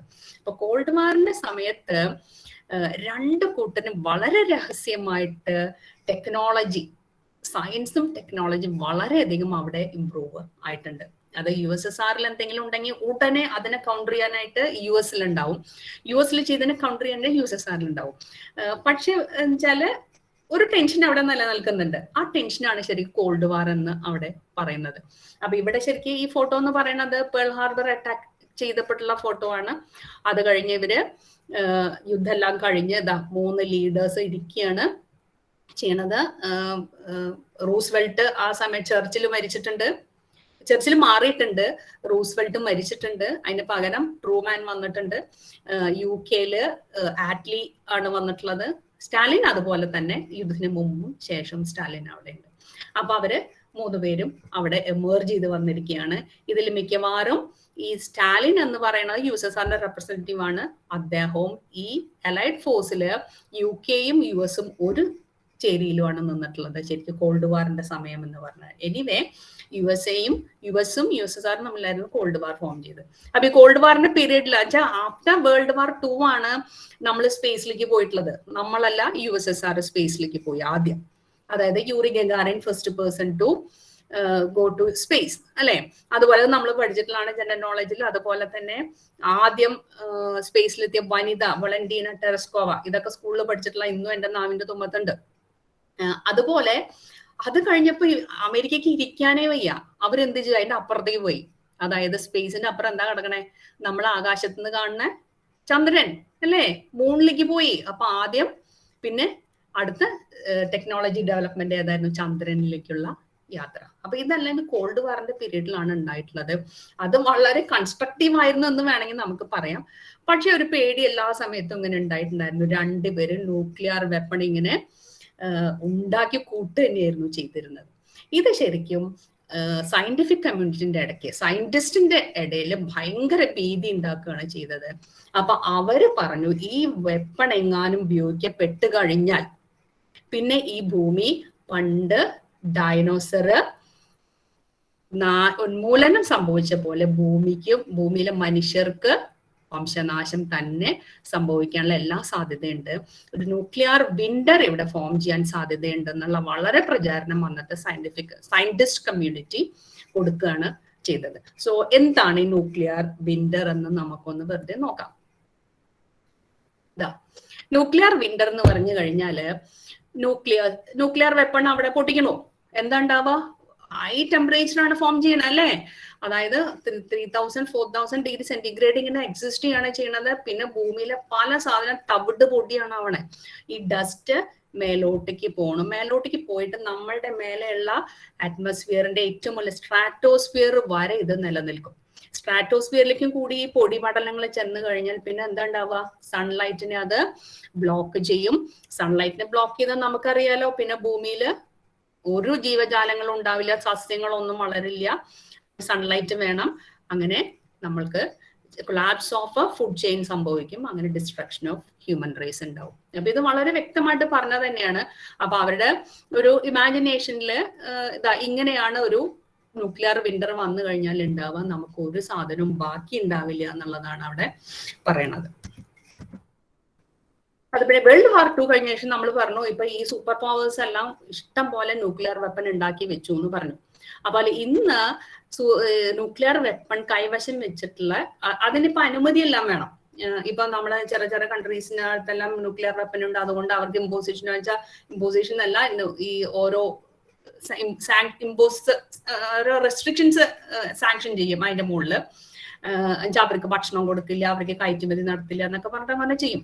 അപ്പൊ അതെല്ലാം ഇന്റർനാഷണൽ കമ്മ്യൂണിറ്റിന്റെ സമ്മതം ഉണ്ടെങ്കിൽ ഇപ്പൊ ന്യൂക്ലിയർ വെപ്പൺ ഒരു കൺട്രിക്ക് ഉണ്ടാക്കാനായിട്ട് സാധിക്കുള്ളൂ. പക്ഷെ അതിൽ സമ്മതമുള്ള ഒരു 5 കൺട്രിയാണ് USA, സോവിയറ്റ് യൂണിയൻ, അതായത് Russia, United Kingdom, France, China എന്ന് പറയണത്. ഇതിലില്ലാത്തൊരു 3 പാവം കൺട്രീസും കൂടി ഉണ്ട്. അതാണ് നമ്മുടെ ഇന്ത്യ, പാകിസ്ഥാൻ, നോർത്ത് കൊറിയ. അപ്പൊ ഇതിങ്ങനെ ഈ ന്യൂക്ലിയർ വെപ്പൺസ് അധികം ഉണ്ടാക്കാൻ പാടില്ല എന്ന് പറഞ്ഞ ഒരു ട്രീറ്റി, ഒരു അഗ്രിമെന്റ് ഉണ്ട്. അതിന് നോൺ പ്രോലിഫറേഷൻ ട്രീറ്റി എന്ന് പറയും. അത് 1970 ഉണ്ടാക്കിയെടുത്തതാണ്. അതിൽ സൈൻ ചെയ്യാത്ത 3 കൺട്രീസ് ആണ് ഇന്ത്യ, പാകിസ്ഥാൻ, നോർത്ത് കൊറിയ. ഇപ്പൊ നമ്മൾ ഭയങ്കര അഭിമാനത്തോട് കൂടിയിട്ടാണ് ഇരിക്കുന്നത് അല്ലേ? നമ്മൾക്ക് ന്യൂക്ലിയർ വെപ്പൺ ഇങ്ങോട്ട്, ഏതാണ്ട് മുറുക്കം പാമ്പ് അണിൽ പാമ്പൊക്കെ ഇരിക്കുന്ന പോലെ നമ്മൾ ഇങ്ങോട്ട് ആക്രമിക്കാന്ന മട്ടിലാണ് നമ്മൾ ഇരിക്കുന്നത്. പക്ഷെ നിങ്ങളൊന്ന് നോക്കിക്കോളൂ, ഇവരെല്ലാം വളരെ അഡ്വാൻസ് ചെയ്ത കൺട്രീസ് ആണ്, ഡെവലപ്ഡ് കൺട്രീസ് ആണ്. നമ്മളുടെ എന്ന് പറഞ്ഞു കഴിഞ്ഞാൽ ഇപ്പൊ നമ്മളൊന്ന് ഒരു കാര്യം നോക്കുകയാണെങ്കിൽ 47 നമുക്ക് സ്വാതന്ത്ര്യം കിട്ടിയിട്ടുണ്ട് ഇല്ലേ? അന്ന് സാക്ഷരത എന്ന് പറഞ്ഞ 10% മറ്റൊക്കെയാണ്. പക്ഷെ ഇത്രയും വർഷം കഴിഞ്ഞപ്പോ 2020s സാക്ഷരത എന്ന് പറഞ്ഞാൽ 80%. പക്ഷെ നമ്മുടെ പോപ്പുലേഷൻ എത്ര മാത്രം കൂടിയിട്ടുണ്ട്? അതിന് 3 ഇരട്ടി ആയിട്ടുണ്ട് അല്ലെ? ഈ പോപ്പുലേഷൻ കൂടിയിട്ടില്ല. അതിൽ 20% പോപ്പുലേഷന് സാക്ഷരതയില്ല. ഈ സാക്ഷരത എന്ന് പറഞ്ഞ ഏജ് എന്ന് നിങ്ങൾ നോക്കണം കേട്ടോ. 3 to 22 ഏജ് ഡിഫറൻസിലുള്ള അത്രയും ഏജിന്റെ റേഞ്ചിലുള്ളവരുടെ സാക്ഷരതയാണ് ഈ പറയണേ. അത് 20% പുറത്താണെന്ന് പറഞ്ഞാൽ നമ്മൾക്ക് എന്ത് ഡെവലപ്മെന്റ് ഉണ്ടായിട്ടുള്ളത്? അതേസമയം നമ്മൾ ഇനിയിപ്പോ ജപ്പാനിലേക്ക് പോയി നോക്കുക, അവിടുത്തെ സാക്ഷരതയും അവിടുത്തെ ഡെവലപ്മെന്റും, അതായത് ഇത്രയും ബോംബിട്ട് നശിപ്പിച്ചിട്ട് വിതിൻ ഇയേഴ്സ് ആണ് അവർ പൊങ്ങി വന്നത് അല്ലെ? അപ്പൊ അങ്ങനെയാണ് നമ്മൾ ചെയ്യേണ്ടത്. ഇനി കമ്മിങ് സ്ലൈഡ്സിൽ നോക്കിക്കഴിഞ്ഞാൽ ഇനിയേക്കാളും നമുക്ക് ചിരി വരും ശരിക്കും. അപ്പൊ ഇവിടെ ഈ ന്യൂക്ലിയർ വെപ്പൺസ് ഡെവലപ്ഡ് കൺട്രീസിന്റെ കൂടെ തന്നെ നമ്മൾ ഈ 3 കൺട്രീസും ഇവിടെ ന്യൂക്ലിയർ വെപ്പൺ പ്രോസസ് ചെയ്യുന്നുണ്ട്. ന്യൂക്ലിയർ വിന്റർ നമ്മൾ പറഞ്ഞു. അത് കൂടാതെ നമ്മളൊരു ലോകത്തേക്ക് വേൾഡ് വാർ 2 ശേഷം ലോകത്തേക്ക് ഒരു കാര്യം കൂടെ നമ്മൾ നോക്കേണ്ടിയിരിക്കുന്നു. ഞാൻ സമയം കൂടുതൽ എടുക്കുന്നുണ്ടോ മിഥുൻ? ഹലോ, ഇല്ല ഇല്ല ടീച്ചറെ, ഇല്ല ഇല്ല. ഇനി 2-3 സ്ലൈഡും കൂടെ ഉള്ളൂ. ഓക്കെ, നമ്മൾ ഒരു കാര്യം കൂടി ഇത് നോക്കാതെ പോവരുത്. അതായത് വേൾഡ് വാറിൽ ഇത്രയും കാഷ്വാലിറ്റീസ് നമ്മൾ കണ്ടു. ഇത് നമ്മളുടെ യുദ്ധക്കൊതി നിന്നിട്ടുണ്ടോ? ഇപ്പോ ബാബു സാറ് പറഞ്ഞ പോലെ യുദ്ധം ഏതാണ്ട് നമ്മൾക്ക് ഭക്ഷണം പോലെയാണ്. അത് കഴിഞ്ഞ ഉടനെ തന്നെ കൊറിയൻ വാർ വന്നു. ആ കൊറിയൻ ഞാനിപ്പോ ഇതിൽ കുറച്ച് ഇത് കാണിച്ചിട്ടുള്ളത് 1 lakhന് മേലെ കാഷ്വാലിറ്റി ഡെത്ത് വന്നിട്ടുള്ള ചില യുദ്ധങ്ങളാണ്. അതായത് വേൾഡ് വാറിന് ശേഷം വന്നിട്ടുള്ള യുദ്ധങ്ങൾ നോക്കിക്കോളൂ. കൊറിയൻ വാർ ഫസ്റ്റ് 50 മുതൽ 3 വരെ 3 വർഷം ഉണ്ടായത്. അതിന്റെ കാഷ്വാലിറ്റി എത്രയായിരുന്നു? 1.5 ലക്ഷം മുതൽ 4.5 ലക്ഷം വരെയായിരുന്നു. അത് കഴിഞ്ഞിട്ട് ഞാൻ പറഞ്ഞല്ലോ, ഇത് കഴിഞ്ഞ് അമേരിക്ക വലിയൊരു സൂപ്പർ പവർ ആയിട്ട് മാറിയിട്ടുണ്ടായിരുന്നു. പിന്നെ നിങ്ങൾ വെറുതെ ഒന്ന് ഗൂഗിൾ ചെയ്ത് നോക്കിയാൽ കാണാൻ പറ്റും, അമേരിക്ക അതിനുശേഷം ഇടപെട്ടിട്ടുള്ള മറ്റ് കൺട്രീസിന്റെ തർക്കങ്ങളിൽ ചെന്ന് ഇടപെട്ടിട്ട് യുദ്ധം നടത്തിയിട്ടുള്ള ഇഷ്ടം പോലെ സംഭവങ്ങൾ നമുക്ക് ഈ ഒരു ഗൂഗിൾ ചെയ്ത് നോക്കിയാൽ കാണാനായിട്ട് സാധിക്കും. അതുപോലെ ഒരെണ്ണായിരുന്നു 1961 മുതൽ 73 വരെ 12 വർഷം നടത്തിയ യുദ്ധം, വിയറ്റ്നാമിൽ നടത്തിയ യുദ്ധം, വിയറ്റ്നാം വാർ എന്ന് പറയുന്നത്. നിങ്ങൾ നോക്കിക്കോളൂ, എത്ര ലക്ഷം ആൾക്കാരാണ് അവിടെ മരിച്ചു വീണത്? 13 ലക്ഷം ആൾക്കാരാണ് അവിടെ മരിച്ചു വീണത്. അതിൽ കുറെ പേര് അമേരിക്കൻ പട്ടാളക്കാരാണ്. അത് അമേരിക്കയിൽ നിന്ന് കുറെ ദൂരം ഇങ്ങോട്ട് വന്നിട്ടാണ് പട്ടാളക്കാരെ ഇങ്ങോട്ട് കയറ്റി അയച്ചിട്ടാണ് ഇവിടെ നിന്ന് യുദ്ധം ചെയ്യുന്നത്. അതിൽ പക്ഷെ അമേരിക്കയ്ക്ക് വളരെയധികം നാണക്കേടുണ്ടാവുകയും ചെയ്തു, തോറ്റും മടങ്ങേണ്ടി വന്നു. പക്ഷെ വിയറ്റ്നാമിലെ സിവിലിയൻസിന് ഒരുപാട് ദുരിതങ്ങൾ വന്നു. ഇപ്പൊ പട്ടാളം ഒരു യുദ്ധം ഉണ്ടാവാന്ന് പറഞ്ഞു കഴിഞ്ഞാൽ അതിൽ ഏറ്റവും ദുരിതം ഇങ്ങനെയുള്ള യുദ്ധങ്ങൾ ദുരിതം അനുഭവിക്കുന്നത് സ്ത്രീകളാണ്. അതായത് ഈ യുദ്ധത്തിന്റെ ഒരു മുറയാണ് റേപ്പ് ചെയ്യാന്ന് പറഞ്ഞാല്. അതായത് അവരുടെ കോൺഫിഡൻസ്, പുരുഷന്മാരുടെയും സ്ത്രീകളുടെ എല്ലാം കോൺഫിഡൻസ് നശിപ്പിക്കുന്ന ഒരു പ്രവൃത്തിയും കൂടെ, അത് മനഃപൂർവ്വം ചെയ്യുന്നതാണ്. അപ്പൊ അങ്ങനെ വിയറ്റ്നാം വാറിന്റെ സമയത്ത് ഈ അമേരിക്കൻ പട്ടാളക്കാർ ഒരുപാട് പേര് ആ ഒരു മുറ നല്ലപോലെ പ്രയോഗിച്ചിട്ടുണ്ട്. അപ്പൊ എന്നിട്ട് പോലും മറ്റുള്ള കൺട്രീസിന്റെ ഹെൽപ്പോട് കൂടിയിട്ട് ഈ പട്ടാളക്കാരെ അവിടെ നിന്ന് തുരത്തി ഓടിക്കാനും അമേരിക്കയ്ക്ക് വളരെ നാണം കെട്ട ഒരു തോൽവി, അവിടെ ഡെഫീറ്റ് വിയറ്റ്നാമിൽ ഉണ്ടാവാനും സാധിച്ചിട്ടുണ്ട്. എന്നിരുന്നാലും ഇന്നും നമുക്കറിയാം അമേരിക്ക ഇടപെട്ടാത്ത സ്ഥലങ്ങള് ഇല്ല. വളരെ കുറച്ച് സ്ഥലത്ത് ഇപ്പൊ മാറി നിൽക്കുന്നുള്ളൂ. അതുപോലെ നമ്മൾ ദൂരേക്കൊന്നും പോണ്ട, നമ്മുടെ ഇൻഡോ പാക് വാർ തന്നെ നോക്കിക്കോളൂ. നമ്മള് വളരെ അഭിമാനത്തോട് കൂടിയിട്ട് പറയുന്നതാണ് ബംഗ്ലാദേശ് ഇൻഡിപെൻഡൻസ് വാർ എന്ന് പറയുന്നത്. ഇന്ദിരാഗാന്ധിയുടെ മുൻ സമ്മതത്തോടു കൂടി അല്ലെങ്കിൽ ലീഡർഷിപ്പോട് കൂടിയിട്ടെന്ന് വേണമെങ്കിൽ പറയാം, പാകിസ്ഥാനിൽ നിന്ന് ഈസ്റ്റ് പാകിസ്ഥാൻ എന്ന ബംഗ്ലാദേശിനെ ലിബറേറ്റ് ചെയ്ത് കൊടുത്ത ഒരു വാറാണ് 1971. അതിന് മുൻപ് 1948 ഉണ്ടായിട്ടുണ്ട്, 65 ഇൻഡോ പാക് വാർ ഉണ്ടായിട്ടുണ്ട് കാശ്മീരിന് വേണ്ടിയിട്ട്. അവിടെയെല്ലാം വലിയ കാഷ്വാലിറ്റീസ് എന്ന് പറയാനില്ല, 3000 4000 അങ്ങനെ, അതും പട്ടാളക്കാരാണ് അധികം ഉള്ളത്. പിന്നെ ഈ സാമുദായിക ലഹള കൊണ്ടാണ് കുറെ മരണങ്ങൾ നടന്നിട്ടുള്ളത്. 71 പക്ഷേ ബംഗ്ലാദേശിലെ ഏകദേശം 3 ലക്ഷം ജനങ്ങളാണ് അവിടെ മരിച്ചത്. ഒരു 50,000 പേര് പട്ടാളക്കാരും എല്ലാം കൂടിയിട്ട് മരിക്കുകയാണ് ചെയ്തിട്ടുള്ളത്. പിന്നെ നമ്മളുടെ അറിവിലുള്ളതാണ് ഇറാൻ-ഇറാഖ് വാർ. കുറെ വർഷം നടന്നിട്ടുള്ളതാണ്. എന്നും പത്രം എടുത്ത് നോക്കി കഴിഞ്ഞാൽ ഇത്രയും പേര് മരിച്ചു. അവിടെയും അധികം സോൾജിയേഴ്സ് ആണ് മരിച്ചിട്ടുള്ളത്. ഒരു 5 ലക്ഷത്തോളം ഇറാഖിന്റെയും ഇറാന്റെയും സോൾജിയേഴ്സ് തമ്മിൽ തല്ലി മരിച്ചിട്ടുണ്ട്. സിവിലിയൻസ് ഏകദേശം ഒരു 1 lakh മരിച്ചിട്ടുണ്ട്.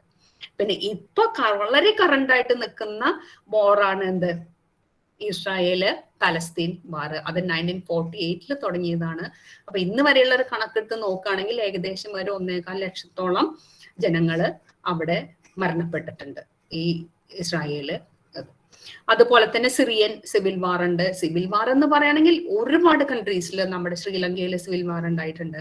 പിന്നെ ഇപ്പൊ നമ്മുടെ തൊട്ടയൽ രാജ്യമായ അഫ്ഗാനിസ്ഥാനില് അവിടെയും ഒരുപാട് കാഷ്വാലിറ്റീസ് ഉണ്ടായിട്ടുണ്ട്. അപ്പൊ വാർ എന്ന് പറയുന്നത് മനുഷ്യൻ ഉള്ളിടത്തോളം ഉണ്ടാവും. അതിപ്പോ നമ്മൾ സിനിമകളിലൊക്കെ നോക്കി കഴിഞ്ഞാലായിട്ട് കാണാൻ സാധിക്കും. ഫൈറ്റ് കാണാനാണ് ആൾക്കാർ പോയിരിക്കുന്നത്, അല്ലെ? 2 ഇടിയില്ലെങ്കിൽ എന്താണ് സിനിമ എന്നാണ് പറയണത്.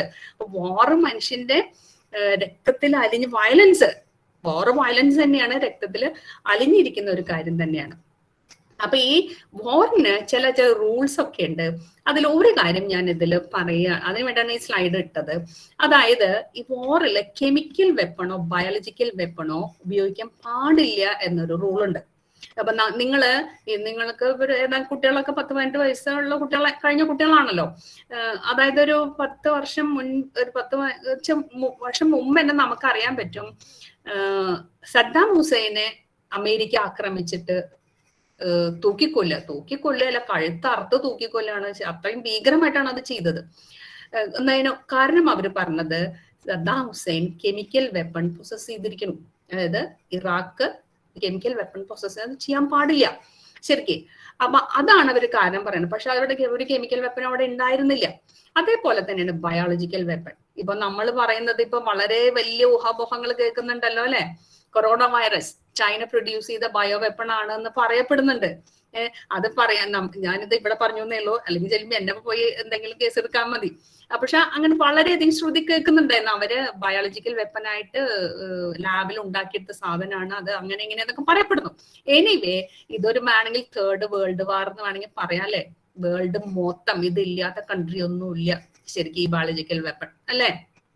അപ്പൊ അങ്ങനെ ഈ കെമിക്കൽ വെപ്പൺ ബയോളജിക്കൽ വെപ്പൺ ഒന്നും ഉപയോഗിക്കാൻ പാടില്ല. അതിന് ട്രീറ്റീസിന്റെ പ്രോട്ടോകോൾ ഉണ്ട്. അത് 25, 72, 97 ഉണ്ട്. അതുപോലെ സ്പേസ് ഒന്നും ആക്രമിക്കാൻ പാടില്ല, അങ്ങനെ ഒരു റൂളുണ്ട്. അതുപോലെ തന്നെ ലാൻഡ് മൈൻ വെക്കാൻ പാടില്ല. അങ്ങനെ കുറെ ട്രീറ്റീസ് ഒക്കെ ഉണ്ട് കുറെ വാറിന്. പക്ഷെ എനിവേ വാറുകൾ നമുക്ക് ഇപ്പോഴും വളരെ സ്മൂത്ത് ആയിട്ട് മുന്നോട്ട് പോകുന്ന ഒരു കാര്യം തന്നെയാണ്. ഇനി വളരെ രസകരമായിട്ടൊരു കാര്യം എന്ന് പറഞ്ഞു കഴിഞ്ഞാല് നമ്മളുടെ ലോകത്തില് ഒരു വർഷം നിങ്ങൾ ഈ കണക്കൊന്ന് നോക്കിക്കോളൂ. $1000 ബില്യൺ ആണ് എല്ലാ കൺട്രീസും കൂടിയിട്ട് അവരുടെ ഡിഫൻസിന് വേണ്ടിയിട്ട്, അവരുടെ പട്ടാള മെയിൻ്റനൻസ് ആയുധം വാങ്ങാൻ വേണ്ടിയിട്ട് ഉപയോഗിക്കുന്നത്. 1000 ബില്യൺ എന്ന് പറഞ്ഞാൽ എത്രയും? 1 മില്യൺ എന്ന് പറഞ്ഞാൽ 10 ലക്ഷമാണ്. 1 ബില്യൺ എന്ന് പറഞ്ഞാൽ 10 വെച്ചാൽ 1 crore.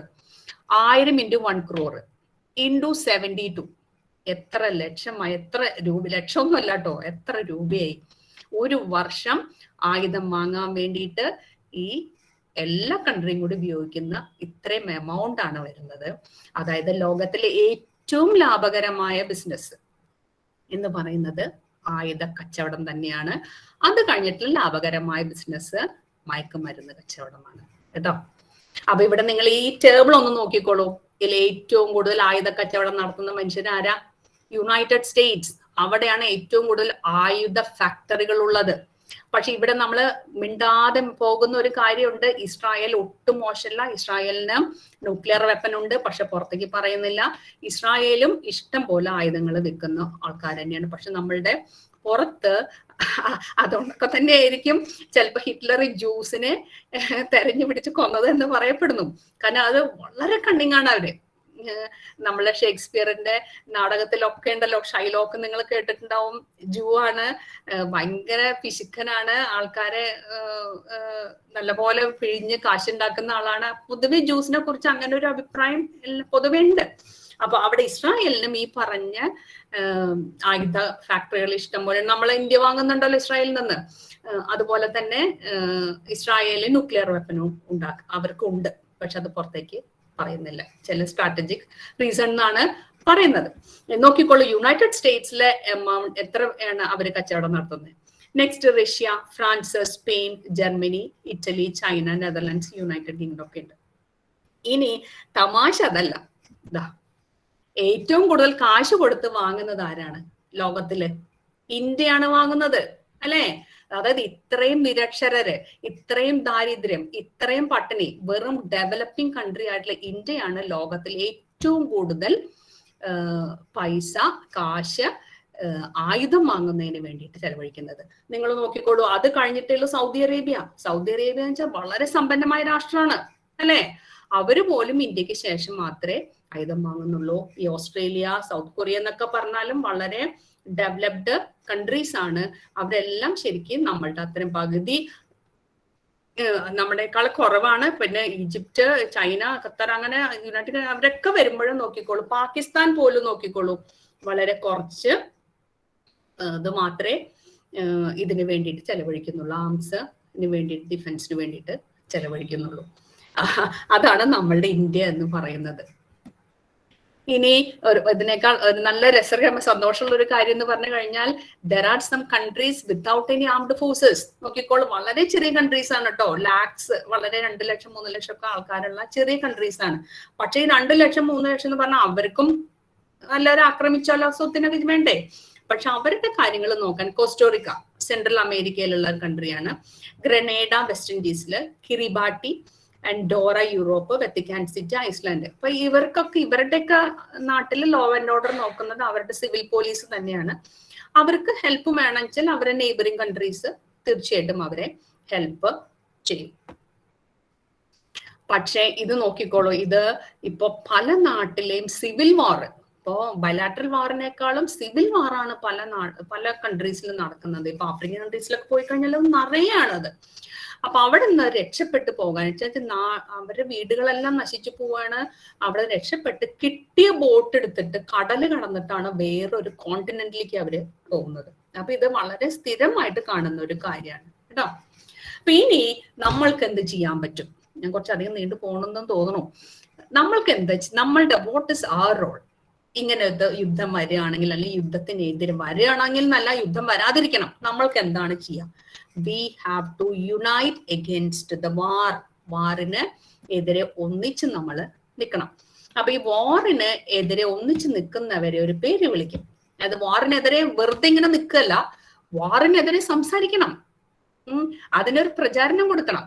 അതിനുവേണ്ടി നമ്മൾ മെനക്കെട്ട് നടക്കണം. ഇപ്പൊ വെറുതെ ഈ പറഞ്ഞ പോലെ നമ്മളെ മുഖം മൂടി ഇങ്ങനെ ഇരിക്കാൻ നമുക്ക് യാതൊരു ബുദ്ധിമുട്ടും ഇല്ല, അല്ലെ? പക്ഷെ നമ്മൾക്ക് എന്തിനെങ്കിലും ഒരു ഡിസഗ്രി ചെയ്യുന്നുണ്ടെങ്കിൽ അത് തുറന്ന് പറയാം. അത് ഉടനെ അത് ഫൈറ്റിലേക്ക് പോവല്ല, തുറന്ന് പറയാം. ഈ തുറന്ന് പറയണ കേൾക്കുമ്പോഴേക്കും അത് മറ്റൊരാൾ അത് ഫൈറ്റ് ആയിട്ട് എടുക്കേണ്ട കാര്യമില്ല. ആ തുറന്ന് പറയാം. അങ്ങനെ ഒപ്പോസ് ചെയ്യുന്നവരെയാണ് വിളിക്കുന്ന പേരാണ് പസിഫിസ്റ്റ് എന്ന് പറയുന്നത്. അപ്പൊ ഈ സെക്കൻഡ് വേൾഡ് വാർ കഴിഞ്ഞതിന് ശേഷം ഏറ്റവും കൂടുതൽ പസിഫിസ്റ്റ് അല്ലെങ്കിൽ ആന്റി വാർ മൂവ്മെന്റ്സ് ഉണ്ടായത് അമേരിക്കയിൽ തന്നെയാണ്. അങ്ങനെ സെക്കൻഡ് വേൾഡ് വാർ കഴിഞ്ഞതിന് ശേഷം അമേരിക്ക പല കൺട്രീസിലും ഇടപെടുകയാണ്. അവരുടെ പട്ടാളക്കാരെ അവിടെ കൊണ്ട് ഇറക്കുകയാണ്. പട്ടാളക്കാര് പലരും മരിക്കുകയാണ്. അവരുടെ കുടുംബം അനാഥമാവുകയാണ്. അതുകൊണ്ട് ആന്റി വാർ മൂവ്മെന്റ്സ് ഏറ്റവും കൂടുതൽ, നിങ്ങളൊന്ന് വെറുതെ ഗൂഗിൾ ചെയ്ത് നോക്കിക്കോളൂ, അമേരിക്കയിൽ തന്നെയാണ് ആന്റി വാർ മൂവ്മെന്റ്സ് വരുന്നത്. അപ്പോ പസിഫിസ്റ്റ് എന്ന് പറഞ്ഞു കഴിഞ്ഞാൽ who talk through differences with others instead of fighting. അത് ഫൈറ്റ് ചെയ്യല്ല, പറഞ്ഞു തീർക്കുകയാണ് വേണ്ടത്. Anti war organisations facilitate organised and principled opposition to war. അപ്പൊ ഇതിന് വേണ്ടിയിട്ടുള്ള കുറെ സംഘടനകൾ അവിടെ ഉണ്ട്. അപ്പൊ ഇതിലെ 2-3 സയന്റിസ്റ്റിന്റെ പേരും കൂടെ പറഞ്ഞിട്ട് ഞാൻ നിർത്താട്ടോ.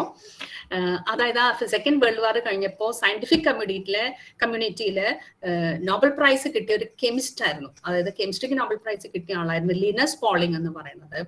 അദ്ദേഹത്തിന് വളരെയധികം ശക്തമായിട്ട് ഇതിനെതിരെ അദ്ദേഹം പ്രതികരിക്കുകയും പല പെറ്റീഷൻസ് കൊടുക്കുകയും കോർട്ടിൽ പോവുക, അങ്ങനെ പല പല കാര്യങ്ങളും അദ്ദേഹം ചെയ്യേണ്ടായി ലിനസ് പോളിംഗ്.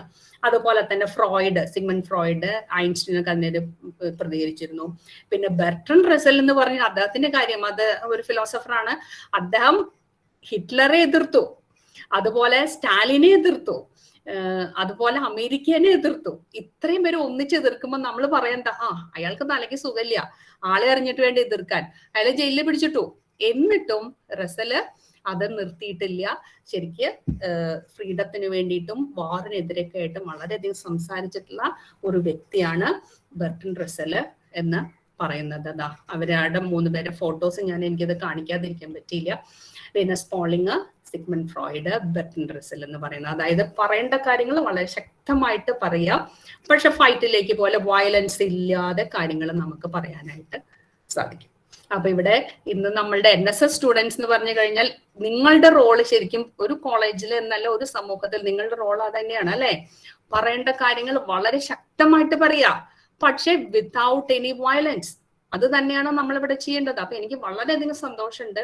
NSS വോളണ്ടിയർ, ഞാൻ കഴിഞ്ഞ വർഷം വരെ NSS പ്രോഗ്രാം ഓഫീസർ ആയിരുന്നു.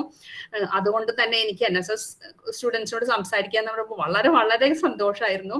അപ്പൊ നിങ്ങളുടെ റോള് തന്നെയാണ്. ഒരു കാര്യം സമൂഹത്തിൽ അനീതി നടക്കുന്നു എന്ന് കണ്ടു കഴിഞ്ഞാൽ വളരെ ശക്തമായിട്ട് അതിനെ സംസാരിക്കാം, പക്ഷെ വിത്തൗട്ട് വയലൻസ്. അതാണ് നമുക്ക് ആ കാര്യം നേടിയെടുക്കണം, പക്ഷെ വിത്തൗട്ട് വയലൻസ്. അപ്പൊ അങ്ങനെ ചെയ്തിട്ടുള്ള വളരെ പ്രശസ്തരായ സയന്റിസ്റ്റുകളും ന്യൂറോളജിസ്റ്റ്, സിഗ്മണ്ട് ഫ്രോയിഡ് ന്യൂറോളജിസ്റ്റ് ആയിരുന്നു, റസല് ഫിലോസഫർ ആയിരുന്നു, എല്ലാവരും നോബൽ പ്രൈസ് എല്ലാം കിട്ടിയിട്ടുള്ള വ്യക്തികളാണ്. അപ്പൊ ഇവരൊക്കെ നമുക്ക് നമ്മുടെ മുന്നിൽ മാതൃകകളായിട്ട് മുന്നിൽ നിൽക്കുന്നുണ്ട്. അപ്പൊ ഇങ്ങനെ നിങ്ങള് കുഞ്ഞുങ്ങള്, നമ്മള് വലിയവരെ എല്ലാവരും കൂടിയിട്ട് നമുക്ക് ഈ ഭൂമിയെ താങ്ങി നിർത്തണം, വിത്തൗട്ട് എനി വാർ. അതുപോലെ പ്രത്യേകിച്ചും വിത്തൗട്ട് എനി ന്യൂക്ലിയർ വാർ ഭൂമിയെ താങ്ങി നിർത്തേണ്ടതായിട്ടുള്ള ഒരു ബാധ്യത നമുക്ക് തീർച്ചയായിട്ടും ഉണ്ട്. ഒരു കോട്ടോട് കൂടിയിട്ട് ഞാൻ ഈ ടോക്ക് ഉപസംഹരിക്കുകയാണ്. ദാറ്റ് ഈസ് ബെർട്രൻഡ് റസലിന്റെ പ്രശസ്തമായിട്ടുള്ള ഒരു കോട്ടാണ്, war does not determine who is right, only who is left. അതായത് ഒരു ശരി തെറ്റും ഒരു മാറും തീരുമാനിക്കുന്നില്ല. ബാക്കിയാവുന്ന വെച്ചാൽ ശരി ആരാണെന്ന് തീരുമാനിക്കില്ല, പക്ഷെ ബാക്കി ആര് വരുന്നു, അതുപോലെ ആര് പോകുന്നു എന്നത് മാത്രമേ ഒരു വാറ് തീരുമാനിക്കുന്നുള്ളൂ. അത് റസലിന്റെ വളരെ പ്രശസ്തമായ ഒരു വാക്കാണ്. അപ്പൊ ഇതോട് കൂടിയിട്ട് ഈ Hiroshima Nagasaki day, remembrance day ഈ പരിപാടി, ഈ ടോക്ക് ഞാൻ ഉപസംഹരിക്കുകയാണ്. അപ്പൊ നിങ്ങൾക്ക് ഇതിനോട് കൂടിയിട്ട് കൂട്ടിച്ചേർക്കാനുണ്ടെങ്കിൽ ചേർക്കാം. പിന്നെ അതുപോലെ ഇതിൽ എന്തെങ്കിലും ചോദിക്കാനുണ്ടെങ്കിൽ, എനിക്ക് അറിയാവുന്നുണ്ടെങ്കിൽ ഞാൻ അത് പറയാം. അല്ലാതെ തന്നെ ഇവിടെ പ്രശസ്തരായ ആൾക്കാർ, ബാബു സാർ ഉണ്ട്, സുകന്യ മാം ഉണ്ട്, പിന്നെ മിഥുൻ, ഇവരൊക്കെ നന്നായി അറിയുന്ന കാര്യങ്ങൾ തന്നെ. അതിന്റെ കൂട്ടത്തില് എന്തെങ്കിലും ഉണ്ടെങ്കിൽ നമുക്ക് പരസ്പരം ചർച്ച ചെയ്യാൻ സമയമുണ്ടെങ്കിൽ ചെയ്യാം, അല്ലെങ്കിൽ നമുക്ക് അടുത്ത പരിപാടിയിലേക്ക്. Thank you. ഇത്രയും കേട്ടിരുന്നതിന് ഞാൻ നന്ദി പറയട്ടെ. അതുപോലെ മിഥുനോടും ഞാൻ പ്രത്യേകിച്ച് നന്ദി പറയണമെന്ന് വിളിച്ചപ്പോൾ തന്നെ അത് മിഥുൻ വളരെ സമ്മതത്തോടു കൂടിയിട്ടാണ് അത് പറഞ്ഞത്. Thank you.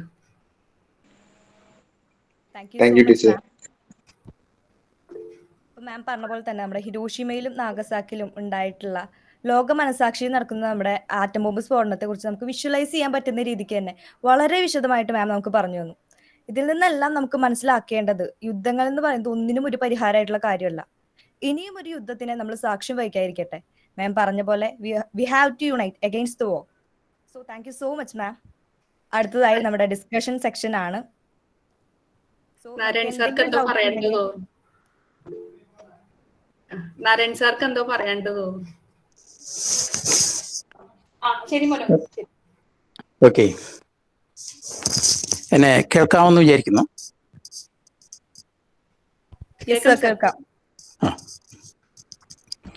ഹിരോഷിമ നാഗസാക്കി ദിനാചരണത്തോടനുബന്ധിച്ച് അതിൻ്റെ ഭാഗമായി ടീച്ചറിൻ്റെ ക്ലാസ് കേൾക്കുവാനിട വന്നു.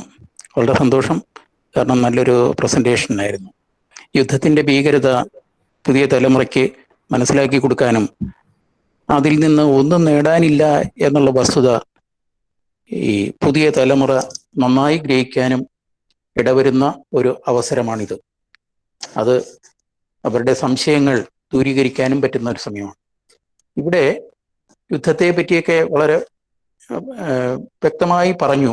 യുദ്ധങ്ങൾ ഉണ്ടാകുന്നതിന് കാരണവും അതിൻ്റെ രാഷ്ട്രീയപരമായ കാര്യങ്ങളും എല്ലാം, അതിൻ്റെ നശീകരണത്തിൻ്റെ ശക്തിയും ഒക്കെ പറഞ്ഞു. ഇവിടെ നമുക്കെന്ത് ചെയ്യാൻ പറ്റും എന്നൊരു ചോദ്യം ടീച്ചർ അവസാനം ചോദിച്ചിരുന്നു. ഏറ്റവും പ്രസക്തമായ ഒരു ചോദ്യമാണ്. അതിന് ചില സജഷൻസ് ടീച്ചർ പറഞ്ഞു. അതിലാണ് ഒരു അല്പം കൂട്ടിച്ചേർക്കലുകൾ നടത്തുവാൻ താല്പര്യപ്പെടുന്നു. യഥാർത്ഥത്തിൽ ഈ ഹിരോഷിമയിലെ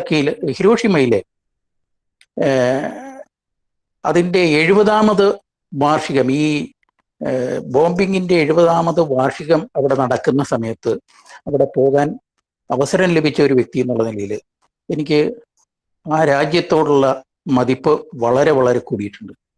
യഥാർത്ഥത്തിൽ നമ്മളെക്കായാലും ഒരു ചെറിയ രാജ്യം, ആ രാജ്യം നമുക്ക് വരെ സഹായം ചെയ്യുന്ന, കുടിവെള്ളം പോലും തരുന്ന ഒരു രാജ്യമായിട്ട് മാറിയിട്ടുണ്ട്. അവരുടെ അധ്വാനശീലവും അതൊക്കെ പറഞ്ഞു പോകാനാണെങ്കിൽ കുറേ അധികം ഉണ്ട്, അതിലേക്ക് ഞാൻ പോകുന്നില്ല. എന്തായാലും ഈ ഹിരോഷിമയിലെ ഒരു മ്യൂസിയം, ആ മ്യൂസിയത്തിലെ ഒരു ക്ലിപ്പിംഗ് ടീച്ചർ കാണിച്ചിരുന്നു. ആ മ്യൂസിയം ഒന്ന് കണ്ടാൽ തന്നെ ഇതിൻ്റെ ഭീകരത എന്താണെന്ന് വളരെ വ്യക്തമാകും. ഈ ബോംബിംഗ് നടക്കുന്ന സമയത്ത് അവിടെ സർവൈവ് ചെയ്യാൻ പറ്റിയ എന്തെല്ലാം ഉണ്ടോ, എന്തെല്ലാം വസ്തുക്കളുണ്ടോ, എന്തെല്ലാം അതൊക്കെ ഡാമേജ്ഡ് ആയിട്ടുള്ളതാണ്, ഏതെല്ലാം തരത്തിൽ അംഗവൈകല്യം വന്ന ആളുകളുണ്ടോ അവരെ സംബന്ധിച്ച ഫോട്ടോഗ്രാഫ്സും അതുപോലെ വസ്തുക്കളും അതേപോലെ അവിടെ എക്സിബിറ്റ് ചെയ്തിരിക്കുകയാണ്. ചോറും പാത്രവുമായിട്ട് വളരെ ദൂരെ നിന്നായിരിക്കണം ഒരുപക്ഷെ. ചോറും പാത്രമായിട്ട് സ്കൂളിലേക്ക് പോകുന്ന കുട്ടിയുടെ കയ്യിൽ നിന്ന് ആ ചോറും പാത്രം തെറിച്ചുപോയി അപാരമായ ചൂടിൽ വെന്തുരുകുന്ന ആ അവസ്ഥയിൽ അവിടെ സൂക്ഷിച്ചിരിക്കുന്നു. നമ്മളതിനെ അല്പനേരം നോക്കി നിൽക്കുമ്പോൾ തീർച്ചയായിട്ടും നമ്മുടെ മനസ്സ് വല്ലാത്തൊരു അവസ്ഥയിലെത്തും. അതുപോലെ തന്നെ 10,000-കണക്കിന് കുട്ടികൾ അവിടെ മരിച്ചിട്ടുണ്ട്. അവർക്ക് വേണ്ടിയിട്ടുള്ള ഒരു സ്തൂപമുണ്ട്. അത് അണ്ടർഗ്രൗണ്ടിലാണ്, എസ്കലേറ്റർ വഴി താഴേക്ക് ഇറങ്ങിയിട്ട്. അവിടെയൊക്കെ ചെല്ലുമ്പോൾ നമുക്ക് നമ്മുടെ മാനസികാവസ്ഥ വേറൊന്നായിരിക്കും എന്നുള്ളത് സംശയമില്ലാത്ത കാര്യമാണ്. എന്തായാലും കുട്ടികൾ, ഈ കേൾക്കുന്ന കുട്ടികൾ അവരുടെ പഠനകാലത്ത് തന്നെ അവിടെയൊക്കെ ഏതെങ്കിലും സ്കോളർഷിപ്പുകളൊക്കെ നേടി പോകാൻ ഇടവരട്ടെ എന്ന് ആശംസിക്കുകയാണ്. മറ്റൊരു കാര്യം, ഈ യുദ്ധത്തിനെതിരായിട്ട് നമുക്ക് എന്ത് ചെയ്യാൻ പറ്റും എന്നുള്ളതിൽ ഒരു പ്രധാനപ്പെട്ട ഒരു കാര്യമായിട്ട് എനിക്ക് തോന്നുന്നത്, ഈ നമ്മുടെ മനസ്സ്, ഓരോ വ്യക്തിയുടെയും മനസ്സിനെ നമുക്ക് നിയന്ത്രിക്കാൻ പറ്റണം. നമ്മൾ ഇന്ന് ഈ രാഷ്ട്രീയപരമായ അല്ലെങ്കിൽ മതപരമായ ചർച്ചകൾ സമൂഹത്തിൽ നമ്മുടെ ചെറിയ ചെറിയ ഗ്രൂപ്പുകളിൽ ചർച്ച ചെയ്യുമ്പോൾ പോലും ശരി, നമ്മുടെ സുഹൃത്തുക്കളുമായിട്ട് ചർച്ച ചെയ്യുമ്പോൾ നമുക്ക് മനസ്സിലാക്കാവുന്ന ഒരു കാര്യം, അവർ വേഗം ഉപയോഗിക്കുന്ന ഒരു വാക്കാണ്, നമ്മളെല്ലാവരും തന്നെ വേഗം ഉപയോഗിക്കുന്ന ഒരു വാക്കാണ് അവർ. നമ്മൾ, അവർ, അവന്മാര് കുറച്ച് കഴിയുമ്പോൾ അങ്ങനെയാവും. ഈ രീതിയിലുള്ള ചർച്ച ഇവിടെ ഞാൻ അതിനെപ്പറ്റി വിശദീകരിക്കുന്നില്ല, അത് കാരണം നിങ്ങൾക്ക് എല്ലാവർക്കും അനുഭവമുള്ളതായി. ഇതിൽ തുടങ്ങുന്നു യുദ്ധം, ഒരു സംശയവും വേണ്ട. അങ്ങനെ ഒരു സമൂഹത്തിന്റെ താല്പര്യം അങ്ങനെ വന്നു കഴിയുമ്പോൾ ഭരണാധിപന്മാരുടെ താല്പര്യവും അതുതന്നെയായിരിക്കും. അല്ലെങ്കിൽ ഭരണാധിപന്മാരുടെ താല്പര്യം തന്നെയാണ് ഇങ്ങനെ ജനങ്ങളുടെ ഒരു വിഭാഗത്തിന്റെ താല്പര്യമായിട്ട് വരികയും നമ്മൾ മറ്റുള്ളവനെ ശത്രുവായിട്ട് അങ്ങോട്ട് ഗണിക്കുകയും ചെയ്യുക.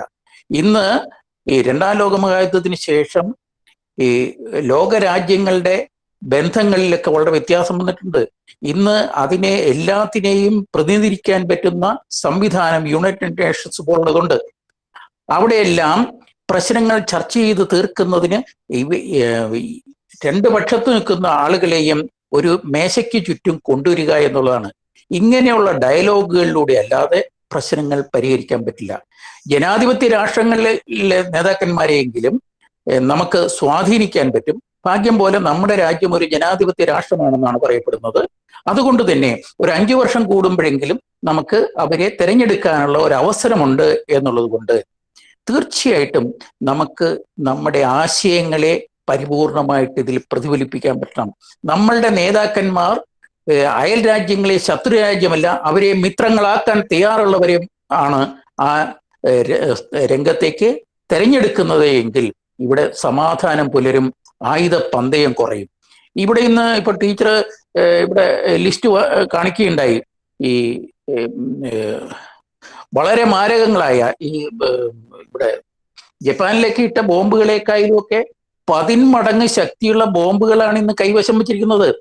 അത് ഈ ലോകത്ത് എല്ലാം കൂടെ പൊട്ടിക്കാൻ പോലും പറ്റില്ല, അത്രമാത്രം ബോംബുകൾ കൈവശം വച്ചിരിക്കുകയാണ്. അതിലൊക്കെ എത്രയോ ആധുനികമായിട്ടുള്ള ബോംബുകൾ. ഈ ഇത്രയും ഭാരമൊന്നും വേണ്ട, ഇതിലും ചെറിയ ഭാരത്തിൽ ഇതിലും വലിയ സ്ഫോടനങ്ങൾ ഉണ്ടാക്കുവാൻ പറ്റുന്ന ബോംബുകൾ സംഭരിച്ചു വച്ചിരിക്കുകയാണ്. ഈ സംഭരിച്ചു വെക്കുന്നതിന് തന്നെ ഒരുപാട് പണം ചെലവഴിച്ചു കൊണ്ടിരിക്കുകയാണ്. എന്തായാലും ആ ബോംബുകളൊന്നും പൊട്ടാതിരിക്കട്ടെ. ആ ബോംബുകൾ പൊട്ടാതിരിക്കണമെങ്കിൽ നമ്മൾ ജനത എന്നുള്ളതിൽ ഒരു ജനാധിപത്യ രാഷ്ട്രത്തിലെങ്കിലും കുറഞ്ഞത് ഞാൻ ഈ പറഞ്ഞു നടപ്പിലാവും. നമ്മുടെ ജനത നമ്മൾ ശത്രുക്കളെ കണ്ടെത്താതിരിക്കുക, നമ്മുടെ മനസ്സിലുള്ള ശത്രുക്കളെ മിത്രമാക്കി കൊണ്ടുവരാൻ നമ്മൾ ശ്രമിക്കുക. ജാതിയുടെയും മതത്തിന്റെയും അതുപോലെ തന്നെ രാഷ്ട്രത്തിന്റെയോ ഈവൻ സംസ്ഥാനത്തിന്റെ പോലും ബൗണ്ടറികളെ വച്ചുകൊണ്ട് നമ്മൾ ആ ബൗണ്ടറിക്ക് അപ്പുറത്തുള്ളവനെ ശത്രുവായിട്ട് എപ്പോഴെങ്കിലും കാണുന്നുണ്ടെങ്കിൽ അത് തെറ്റാണ്. അവരെ മിത്രമാക്കി കൊണ്ടുവരാനുള്ള ശ്രമം ഓരോ വ്യക്തിയുടെ മനസ്സിലും നടക്കണം. എങ്കിൽ മാത്രമേ അത് സമൂഹത്തിൽ നടക്കുകയുള്ളൂ.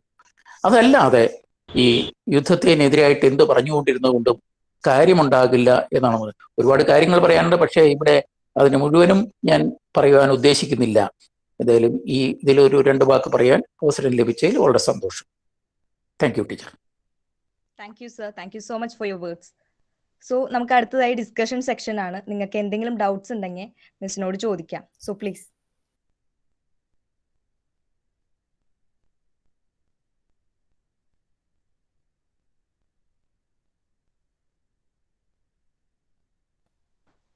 നിങ്ങൾക്ക് പറയാനുള്ളത് പറയാം. അതാണ് ഇവിടെ നമുക്ക് വേണ്ടിയത്.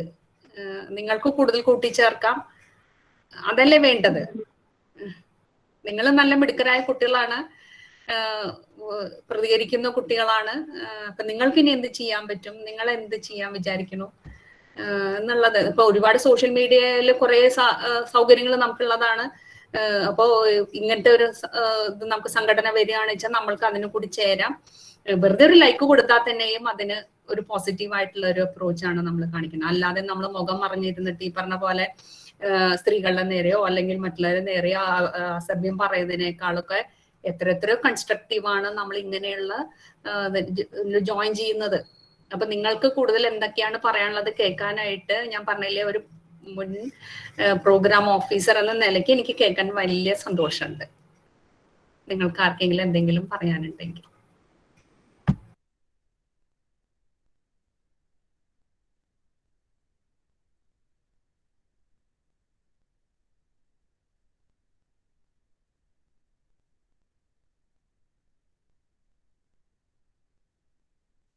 എന്തെങ്കിലും ഡൗട്ട്സ് ആർക്കെങ്കിലും ഉണ്ടെങ്കിൽ നിങ്ങൾ എത്രയും പെട്ടെന്ന് ചോദിക്കുക.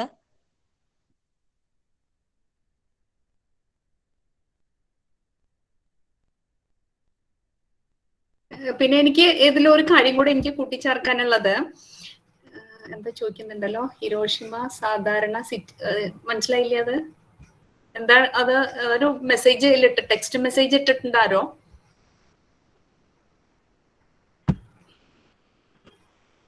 മാം ഞാൻ ജസ്റ്റ് വായിക്കാം. വായിച്ചോളൂ. മാം, ഹിരോഷിമ സാധാരണ സിറ്റി പോലെ ആവാൻ ഇനിയും എത്ര കാലം എടുക്കും? റേഡിയോസിറ്റിവിറ്റി എല്ലാം പോയി സാധാരണ പോലെ ആവാൻ. അത് സാധാരണ പോലെ ആയി കഴിഞ്ഞു അല്ലേ? ഇപ്പൊ നാരായൺ സാർ അവിടെ പോയ ആളാണല്ലോ, അല്ലേ സർ? ഹിരോഷിമയില് ബോംബ് വർഷിക്കുമ്പോ അതിനുശേഷം പാശ്ചാത്യ ലോകത്തുള്ള സയന്റിസ്റ്റുകൾ പറഞ്ഞിരുന്നത് അടുത്ത 70 വർഷത്തേക്ക് ഇവിടെ ഒരു പുൽനാമ്പ് പോലും മുളയ്ക്കില്ല എന്നാണ്. പക്ഷെ ജപ്പാൻകാര് അവർ വിചാരിക്കുന്ന ആൾക്കാരല്ല. ആ 70ാമത് വാർഷികത്തിൽ പോയപ്പോൾ ഞാൻ കണ്ടിട്ടുള്ളതിൽ ഏറ്റവും ബ്യൂട്ടിഫുൾ സിറ്റി. അവിടെ യുദ്ധത്തിന്റെ സ്മാരകമായിട്ട് ഒരു മ്യൂസിയത്തെ പറ്റി ഞാൻ പറഞ്ഞു. അതുകൂടാതെ അവിടെ ഉള്ളത്, നിങ്ങൾ ചിത്രങ്ങൾ പലതും കണ്ടു കാണും. അവിടെ ഹിരോഷിമയിലെ മുനിസിപ്പൽ കോർപ്പറേഷൻ ഓഫീസ്, അത് ഒരു 4-5 നിലയുള്ളതാണ്.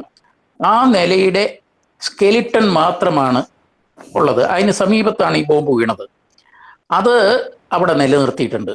ബാക്കി 1 ഇഞ്ച് ഭൂമി പോലും അന്നത്തെ അവര് മാറ്റം ചെയ്യപ്പെടാതെ ഭംഗിയാക്കാതെ ഇരുന്നിട്ടില്ല. അതിൻ്റെ അരികിൽ കൂടി ഒഴുകുന്ന ഒരു ചെറിയ നദിയുണ്ട്.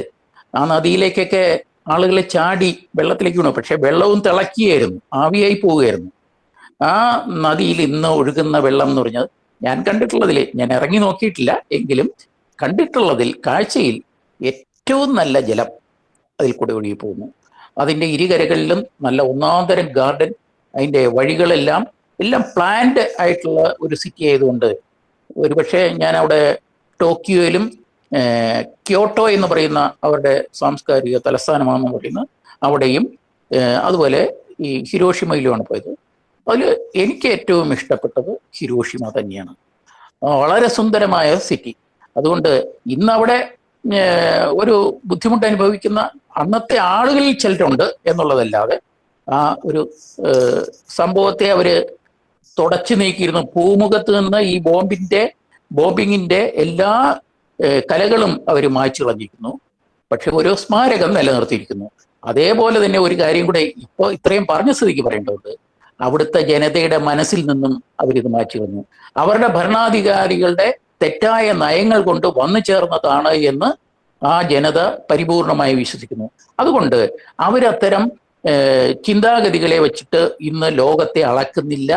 2ാം ലോകമഹായുദ്ധത്തിന് ശേഷം ഞാൻ മനസ്സിലാക്കുന്നത് ഇന്നേ വരെ ഒരിടത്ത് പോലും യുദ്ധം ചെയ്യാത്ത, ഒരു വെടിവെക്കാത്ത സൈന്യമാണ് അവർക്കുള്ളത്. അതൊക്കെ അവര് ഈ ലോകത്തോട് കാണിക്കുന്ന ഒരു കമ്മിറ്റ്മെന്റ് ആണ്. അവിടുത്തെ ജനത ഒരുപാട് മാറിക്കഴിഞ്ഞിരിക്കുന്നു. ഭരണാധിപന്മാരുടെ കൊള്ളരുതായ്മകൾ കൊണ്ട് സംഭവിച്ചതാണ്. അതുകൊണ്ട് ഇനി ആരെയും ബ്ലെയിം ചെയ്യാനില്ല. അവര് അമേരിക്കയായിട്ടും മറ്റുള്ള രാഷ്ട്രങ്ങളുമൊക്കെ ആയിട്ട് വളരെ സൗഹൃദത്തിൽ തന്നെ കഴിയുന്നു. അവരുടെ കാര്യം നോക്കാൻ അവർക്ക് നന്നായിട്ട് അറിയാം. അവർ ലോകത്തിനെ രക്ഷിക്കാൻ എങ്ങനെയൊക്കെ സാധിക്കുമെന്ന് വെച്ചാൽ അങ്ങനെയൊക്കെ പ്രവർത്തിക്കാനായിട്ട് അവർ നിൽക്കണം. അതുകൊണ്ട് പോകേണ്ട ഒരു സ്ഥലമാണ് ദ ബ്യൂട്ടിഫുൾ സിറ്റി ഹിരോഷിമ.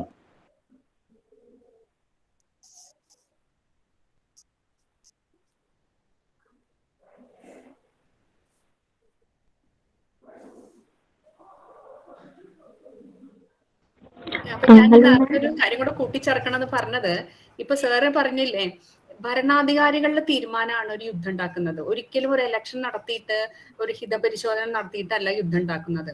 അതുകൊണ്ട് തന്നെ നമ്മൾക്ക് എല്ലാവർക്കും, നിങ്ങൾ എല്ലാവരും വോട്ടവകാശമുള്ള കുട്ടികളാണ്, എല്ലാവർക്കും ഒരു നിലപാടുണ്ടായിരിക്കണം. അത് രാഷ്ട്രീയം ഏതാവട്ടെ, നമുക്ക് ശക്തമായൊരു നിലപാടുണ്ടാവണം. ആ നിലപാട് സാഹചര്യം അനുസരിച്ചിട്ട് നമ്മൾ സംസാരിക്കുകയും കൂടെ വേണം. ഇല്ലെങ്കിൽ ഇതുപോലെ യുദ്ധം ഒരു 4-5 പേരുടെ തീരുമാനത്തിനനുസരിച്ച് ഒരു മൊത്തം രാഷ്ട്രത്തിനെ ബലിയാടാക്കേണ്ട ഒരു സാഹചര്യങ്ങൾ വരും. അപ്പൊ അതുകൊണ്ട് അതും കൂടി ഞാൻ ഇതിനോട് കൂട്ടിച്ചേർക്കുകയാണ്. നിങ്ങളുടെ നിലപാടുകൾ നിങ്ങൾ ശക്തമായിട്ട് അറിയിക്കണം, അതിനുവേണ്ടി നിലകൊള്ളുകയും വേണം. You have to stand by it. അതേ ഞാൻ പറയുന്നു. അത്രയും പറഞ്ഞോട് ഞാൻ നിർത്തട്ടെ. Thank you. അവസരം തന്നതിന്, നിങ്ങളായിട്ട് ഇന്ററാക്ട് ചെയ്യാൻ ഒരു അവസരം കിട്ടിയതിൽ ഞാൻ വളരെയധികം സന്തോഷിക്കുന്നു. ബ്രേക്ക് ത്രൂ സയൻസ് സൊസൈറ്റിയുടെ പേരിലായി.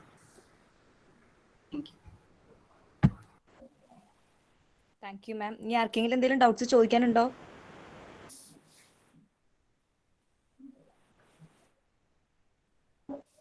ഹലോ, ഞാൻ ഓഡിബിൾ അല്ലേ? അതെ. പറഞ്ഞോളൂ. മാം, എനിക്ക് ഡൗട്ട് അല്ല, എനിക്ക് ഒരു കാര്യം പങ്കുവെക്കാനായിരുന്നു.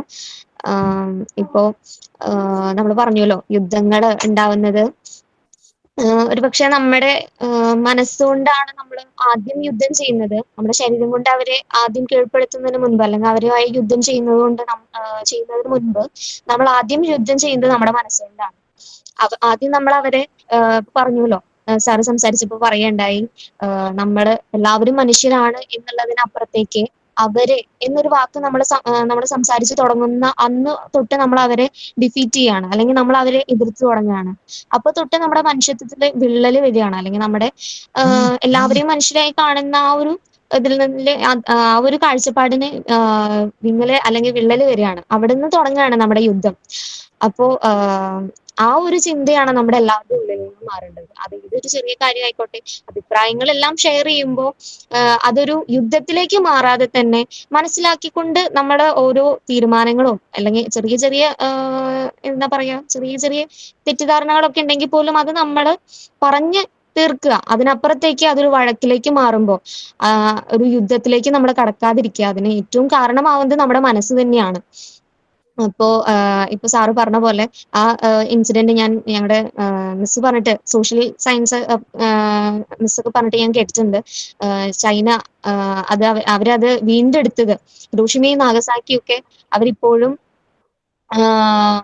ഇപ്പോ ആ യുദ്ധത്തിന്റെ ഒരു അവശേഷിപ്പും ഇല്ലാതെ അവരവിടെ തിരിച്ച് അതിനെ ആ ഒരു സ്ഥലത്ത് വീണ്ടും പുനർജനിപ്പിച്ച അവരുടെ ആ ഒരു മനസ്സിന്റെ ആ ഒരു ശക്തിയാണ്. അപ്പോ നമുക്കും ആ എന്തൊരു വിഷമം ഉണ്ടായാലോ, അല്ലെങ്കിൽ എന്തൊരു എന്തെങ്കിലും ഒരു വിഷമം, അതിനെ നമുക്ക് മാറ്റിയെടുക്കാൻ തരണം ചെയ്യാനായിട്ട് നമുക്ക് കഴിയുന്നത് നമ്മുടെ ആ ഒരു മനസ്സിന്റെ ആത്മവിശ്വാസം കൊണ്ട് തന്നെയാണ്. അപ്പോ എനിക്ക് ക്ലാസ് കേട്ടപ്പോൾ അത് പറയണമെന്ന് തോന്നി, ഷെയർ ചെയ്യണമെന്ന് തോന്നി. Thank you sir. ഞങ്ങൾക്ക് വളരെ ഉപകാരമായിരുന്നു. കാരണം എന്താ വെച്ചാൽ ഇപ്പോൾ ക്ലാസ്സിൽ തന്നെ പഠിച്ചു വന്നിട്ടുള്ള, നമ്മുടെ ക്ലാസ്സുകളിലേക്ക് കേൾക്കുമ്പോൾ തന്നെ ചെറുപ്പം തൊട്ട് നമ്മൾ പഠിച്ചുകൊണ്ടിരുന്ന ആ ഒരു സമയത്ത് തന്നെ ഹിരോഷിമ ദിനത്തോടനുബന്ധിച്ച് നമ്മൾ എല്ലാ ദിവസം ഹിരോഷിമ ദിനം വരുമ്പോൾ നമ്മൾ പോസ്റ്റേഴ്സ് തയ്യാറാക്കും. പിന്നെ സ്പെഷ്യൽ ക്ലാസ്സുകളൊക്കെ ഉണ്ടാവും. ടീച്ചർ ക്ലാസ് എടുക്കുമ്പോൾ അതിനെക്കുറിച്ച് സംസാരിക്കും. അങ്ങനെയുള്ള ഒരു അറിവിനപ്പുറത്തേക്ക് നമുക്ക് അതിനെ ബേസ് ചെയ്തിട്ട് നമുക്ക് പഠിക്കാനൊന്നും ഉണ്ടായിരുന്നില്ലല്ലോ. അപ്പോൾ അതിനെക്കുറിച്ച് കൂടുതൽ കേൾക്കാൻ സാധിച്ചു, ഒരുപാട് കാര്യങ്ങൾ അറിയാൻ സാധിച്ചു. മിസ് ഒരുപാട് സ്ലൈഡ്സ് ഒക്കെ കാണിച്ചു തന്നപ്പോൾ കൂടുതൽ അറിയാനായിട്ട് സാധിച്ചു. അപ്പോൾ എനിക്ക് സംസാരിക്കാൻ സാധിച്ചതിൽ സന്തോഷം. Thank you ma'am. Thank you Neha. നമുക്ക് അടുത്തതായിട്ട് ഫീഡ്ബാക്ക് സെക്ഷനിലേക്ക് കിടക്കാം. ഫീഡ്ബാക്ക് പറയുന്നതിന് വേണ്ടി NSS വോളണ്ടിയറായ മഹേഷിനെ ക്ഷണിക്കുന്നു. നമസ്കാരം, കേൾക്കുന്നില്ലേ? കേൾക്കാം. ഓക്കെ. ഇന്ന് ഹിരോഷിമ നാഗസാക്കി റിമംബറൻസ് ഡേ ആണ്. അപ്പോ ഇന്ന് നമുക്ക് കിട്ടാവുന്നതിൽ വെച്ച് ഏറ്റവും നല്ലൊരു വെബിനാറിനെ ഡോക്ടർ ഷീബ NH മാഡം തന്നു. അതായത് യുദ്ധം കൊണ്ട് നമുക്ക് ഒന്നും നേടാനില്ല, അതിൽ നിന്ന് നമുക്ക് മുഴുവനായിട്ടും എന്താ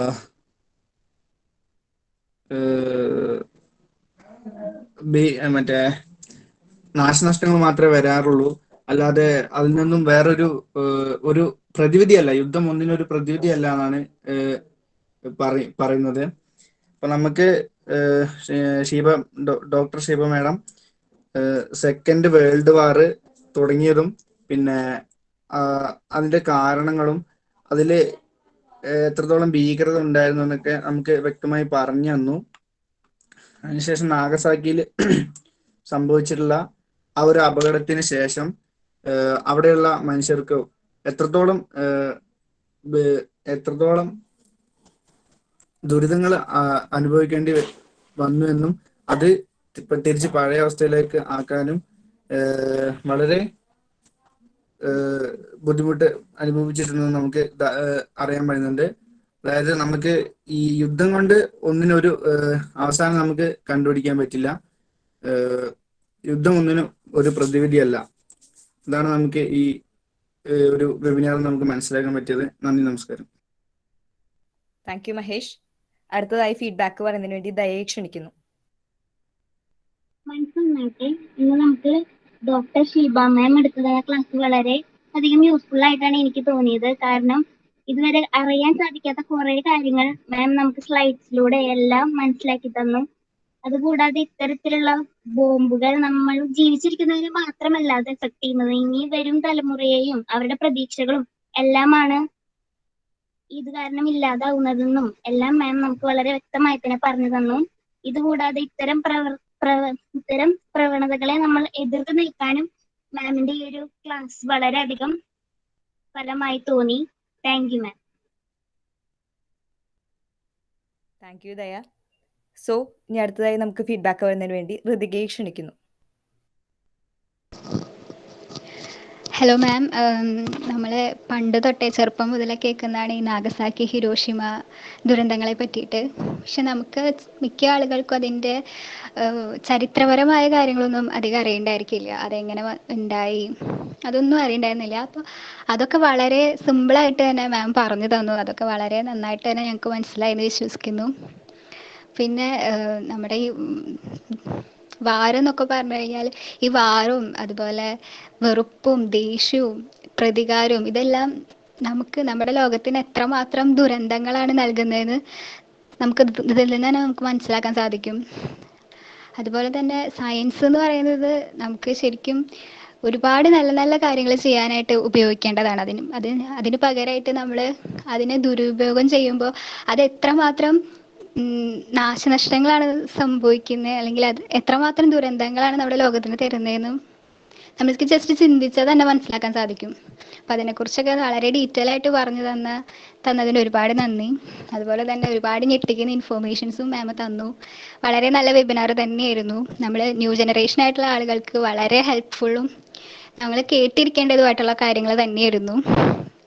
മാമിന് അതിന് വളരെ നന്ദി പറയുകയാണ്. Thank you. Thank you Ritika. ഇനി അടുത്തതായി നമ്മുടെ ഇന്നത്തെ ഈ ഒരു വെബിനാറിനെ ഔദ്യോഗികമായി നന്ദി അർപ്പിച്ച് സംസാരിക്കുന്നതിന് വേണ്ടി നമ്മുടെ NSS വോളണ്ടിയർ ആയ ദേവിക ദാസിനെ ക്ഷണിക്കുന്നു. മനസ്സെന്നാവട്ടെ. കേൾക്കുന്നില്ലേ? കേൾക്കാം. മനസ്സെന്നാവട്ടെ. ശ്രീകൃഷ്ണ കോളേജ് ഗുരുവായൂർ NSS 190, 191 യൂണിറ്റും break through science society Thrissur district ചാപ്റ്ററും കമ്പൈൻ ചെയ്ത് നടത്തുന്ന ഹിരോഷിമ നാഗസാക്കി ദിനാചരണത്തിനോടനുബന്ധിച്ച the story of atomic bombing and the aftermath എന്ന ടോപ്പിക്കിനെ കുറിച്ചുള്ള വെബിനാറിന്റെ സമാപ്തി ഘട്ടത്തിലേക്കാണ് നാം ഇപ്പോൾ കടന്നുകൊണ്ടിരിക്കുന്നത്. ഹിരോഷിമ നാഗസാക്കി ആ ഒരു ദിനത്തെ കുറിച്ച് പറയുമ്പോൾ തന്നെ ചെറുപ്പം മുതലേ നമ്മൾ കേൾക്കുന്നതാണ് അല്ലെങ്കിൽ അറിയുന്നതാണ്, അങ്ങനെ ദിനങ്ങൾ നമ്മൾ ആചരിക്കുന്നതുമാണ്. പക്ഷേ ഇന്നത്തെ ഒരു വെബിനാർ നമ്മുടെ റിസർച്ച് പേഴ്സൺ ആയിട്ടുള്ള ഡോക്ടർ ഷീബ മാം MS അസ്മാബി കോളേജിലെ ഫിസിക്സ് അസോസിയേറ്റ് പ്രൊഫസറാണ്. മാമിന്റെ ഈ ഒരു ക്ലാസ് ഞങ്ങൾക്ക് ഇത്രയും നീണ്ടു നിന്ന ഈ ക്ലാസ് ഞങ്ങൾക്ക് ഒന്നും നഷ്ടപ്പെട്ടിട്ടില്ല. കാരണം അത്രയും ഇങ്ങനെയാണ് സെക്കൻഡ് വേൾഡ് വാർ, അതുപോലെ തന്നെ ഹിരോഷിമയിലും നാഗസാക്കിയിലും നടന്ന ആ ഒരു വലിയ ദുരന്തം, അതിനെപ്പറ്റിയൊക്കെ മാം വളരെ വ്യക്തമായിട്ട് തന്നെയാണ് നമുക്ക് പറഞ്ഞത്. വേൾഡ് മാപ്പ് വെച്ച് മാം തുടങ്ങിയിട്ടുള്ള ആ ഒരു സെക്കൻഡ് വേൾഡ് വാർ 1939 1945 കാലഘട്ടത്തിൽ നീണ്ടു നിന്നിരുന്ന ആ ഒരു ദുരന്ത കാലഘട്ടം, അതിനെപ്പറ്റി വേൾഡ് മാപ്പ് വെച്ച് തന്നെ മാം നമുക്ക് വളരെ വ്യക്തമായിട്ട് പറഞ്ഞു തന്നു. അന്നത്തെ കാലത്ത് ഉണ്ടായിരുന്ന ലീഡേഴ്സ്, ഓരോ പ്രവർത്തനങ്ങൾക്ക് നേതൃത്വം കൊടുത്തിരുന്ന ലീഡേഴ്സ്, അതുപോലെ തന്നെ അഗ്രിമെന്റ്സ്, അതിനെ പറ്റിയൊക്കെ മാം വളരെ വ്യക്തമായിട്ടാണ് നമുക്ക് പറഞ്ഞു തന്നത്. അപ്പോൾ ഒരുപാട് കാര്യങ്ങൾ നമുക്ക് അറിയാത്തതും അറിയുന്നതുമായിട്ടുള്ള ഒരുപാട് കാര്യങ്ങളെ വളരെ വിശദമായിട്ട് നമുക്ക് കൂടുതൽ അറിവുകൾ പകർന്നു തന്നിട്ടാണ് മാം ഇന്ന് ഈ ക്ലാസ് എടുത്തു തന്നത്. അപ്പോൾ അത്രയും ഹെൽപ്ഫുൾ ആയിരുന്നു മാമിന്റെ ക്ലാസ്. അപ്പോൾ നമ്മൾ ഈ സെക്കൻഡ് വേൾഡ് വാറിൽ പിന്നെ നമ്മൾ ആലോചിക്കുന്ന രണ്ട് മുഖങ്ങളാണ് ആൻ ഫ്രാങ്കിന്റെയും അപ്പോൾ തന്നെ സഡാക്കോ സസാക്കിയുടെയും.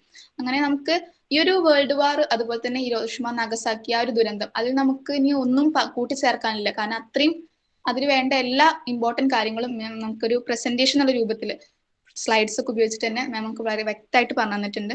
താങ്ക് യു മാം.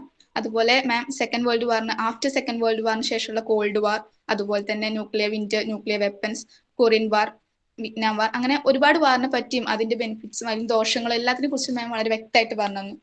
അപ്പോൾ മാമിന്റെ ഈ വെബിനാറിൽ നമുക്ക് കൂടുതൽ മനസ്സിലായത് എന്താ വെച്ചിട്ടുണ്ടെങ്കിൽ, മനുഷ്യരുള്ളിടത്തോളം നിലനിൽക്കുന്ന ഒന്നാണ് യുദ്ധം. എന്നാൽ അത് നമുക്ക് ഒന്നിനും പ്രതിവിധിയല്ല. നമുക്ക് പ്രതികരിക്കാനുള്ള അവകാശം ഉണ്ടെങ്കിൽ കൂടി അതൊരു വയലന്റ് രൂപത്തിലാവരുത് എന്നുള്ളതാണ് മാം നമുക്ക് വ്യക്തമാക്കി തന്നത്. അപ്പോൾ ഇങ്ങനെ ഒരു വെബിനാർ ഞങ്ങൾക്ക് അറ്റൻഡ് ചെയ്ത് തന്ന മാമിനും, അതുപോലെ ഇങ്ങനെ വെബിനാർ ഞങ്ങൾക്ക് നേതൃത്വം, അതായത് ഇങ്ങനെ വെബിനാർ ഞങ്ങൾക്ക് ഒരു അവസരം ഒരുക്കി തന്ന ബ്രേക്ക് ത്രൂ സയൻസ് സൊസൈറ്റി, അതൊരു ശാസ്ത്ര സംഘടനയാണ്. ഈ എല്ലാ മേഖലയും വ്യാപിച്ചു കിടക്കുന്ന ഇങ്ങനെ ഒരു ശാസ്ത്ര സംഘടനയുടെ കീഴിൽ ഇങ്ങനെ ഒരു വെബിനാർ അറ്റൻഡ് ചെയ്യാൻ സാധിച്ചതിൽ ഞങ്ങൾ വളരെയധികം സന്തോഷിക്കുകയാണ്. ഞങ്ങൾക്ക് വളരെയധികം അഭിമാനമുണ്ട്. കാരണം ഞങ്ങൾക്ക് ഇത്രയും നല്ലൊരു ക്ലാസ് ഞങ്ങൾക്ക് ഒന്നും നഷ്ടപ്പെട്ടിട്ടില്ല ഈ ക്ലാസ്സിന്. കാരണം അത്രയും കാര്യങ്ങൾ ഞങ്ങൾക്ക് മനസ്സിലാവുകയേ ചെയ്തിട്ടുള്ളൂ. അപ്പോൾ വളരെ നല്ലൊരു ക്ലാസ് ആയിരുന്നു. താങ്ക് യു മാം. അപ്പോൾ അതുപോലെ തന്നെ നമുക്ക് ഇതിൽ ആശംസകൾ പറഞ്ഞ് സംസാരിച്ച ഡോക്ടർ ബാബു സർ, അതുപോലെ തന്നെ ഡോക്ടർ സുകന്യ മാം, അപ്പോൾ എല്ലാവർക്കും വളരെയധികം നന്ദി. പിന്നെ ആങ്കർ ചെയ്ത് സംസാരിച്ച കാവ്യ, NSS സോങ് പാടിയ കീർത്തി, വെൽക്കം ചെയ്ത് സംസാരിച്ച നേഹ, പിന്നെ ലാസ്റ്റ് നമുക്കൊരു ആശംസ പറഞ്ഞ് സംസാരിച്ച ഡോക്ടർ നാരായണ സർ. അപ്പോൾ എല്ലാവർക്കും വളരെയധികം നന്ദി. അപ്പോൾ ഞങ്ങളുടെ കോളേജിന്റെയും NSSന്റെ യൂണിറ്റിന്റെ പേരിൽ എല്ലാവർക്കും ആദ്യമായി നന്ദി അറിയിച്ചുകൊണ്ട് നിർത്തുന്നു. Thank you. Thank you, Devika. So thank you everyone for participating in this program. So നമുക്ക് ലെഫ്റ്റ് ആവാം. മാഡം വേറെ പറയാനില്ലല്ലോ ബാബു സാർ? പ്രത്യേകിച്ചൊന്നുമില്ല. Okay thank you.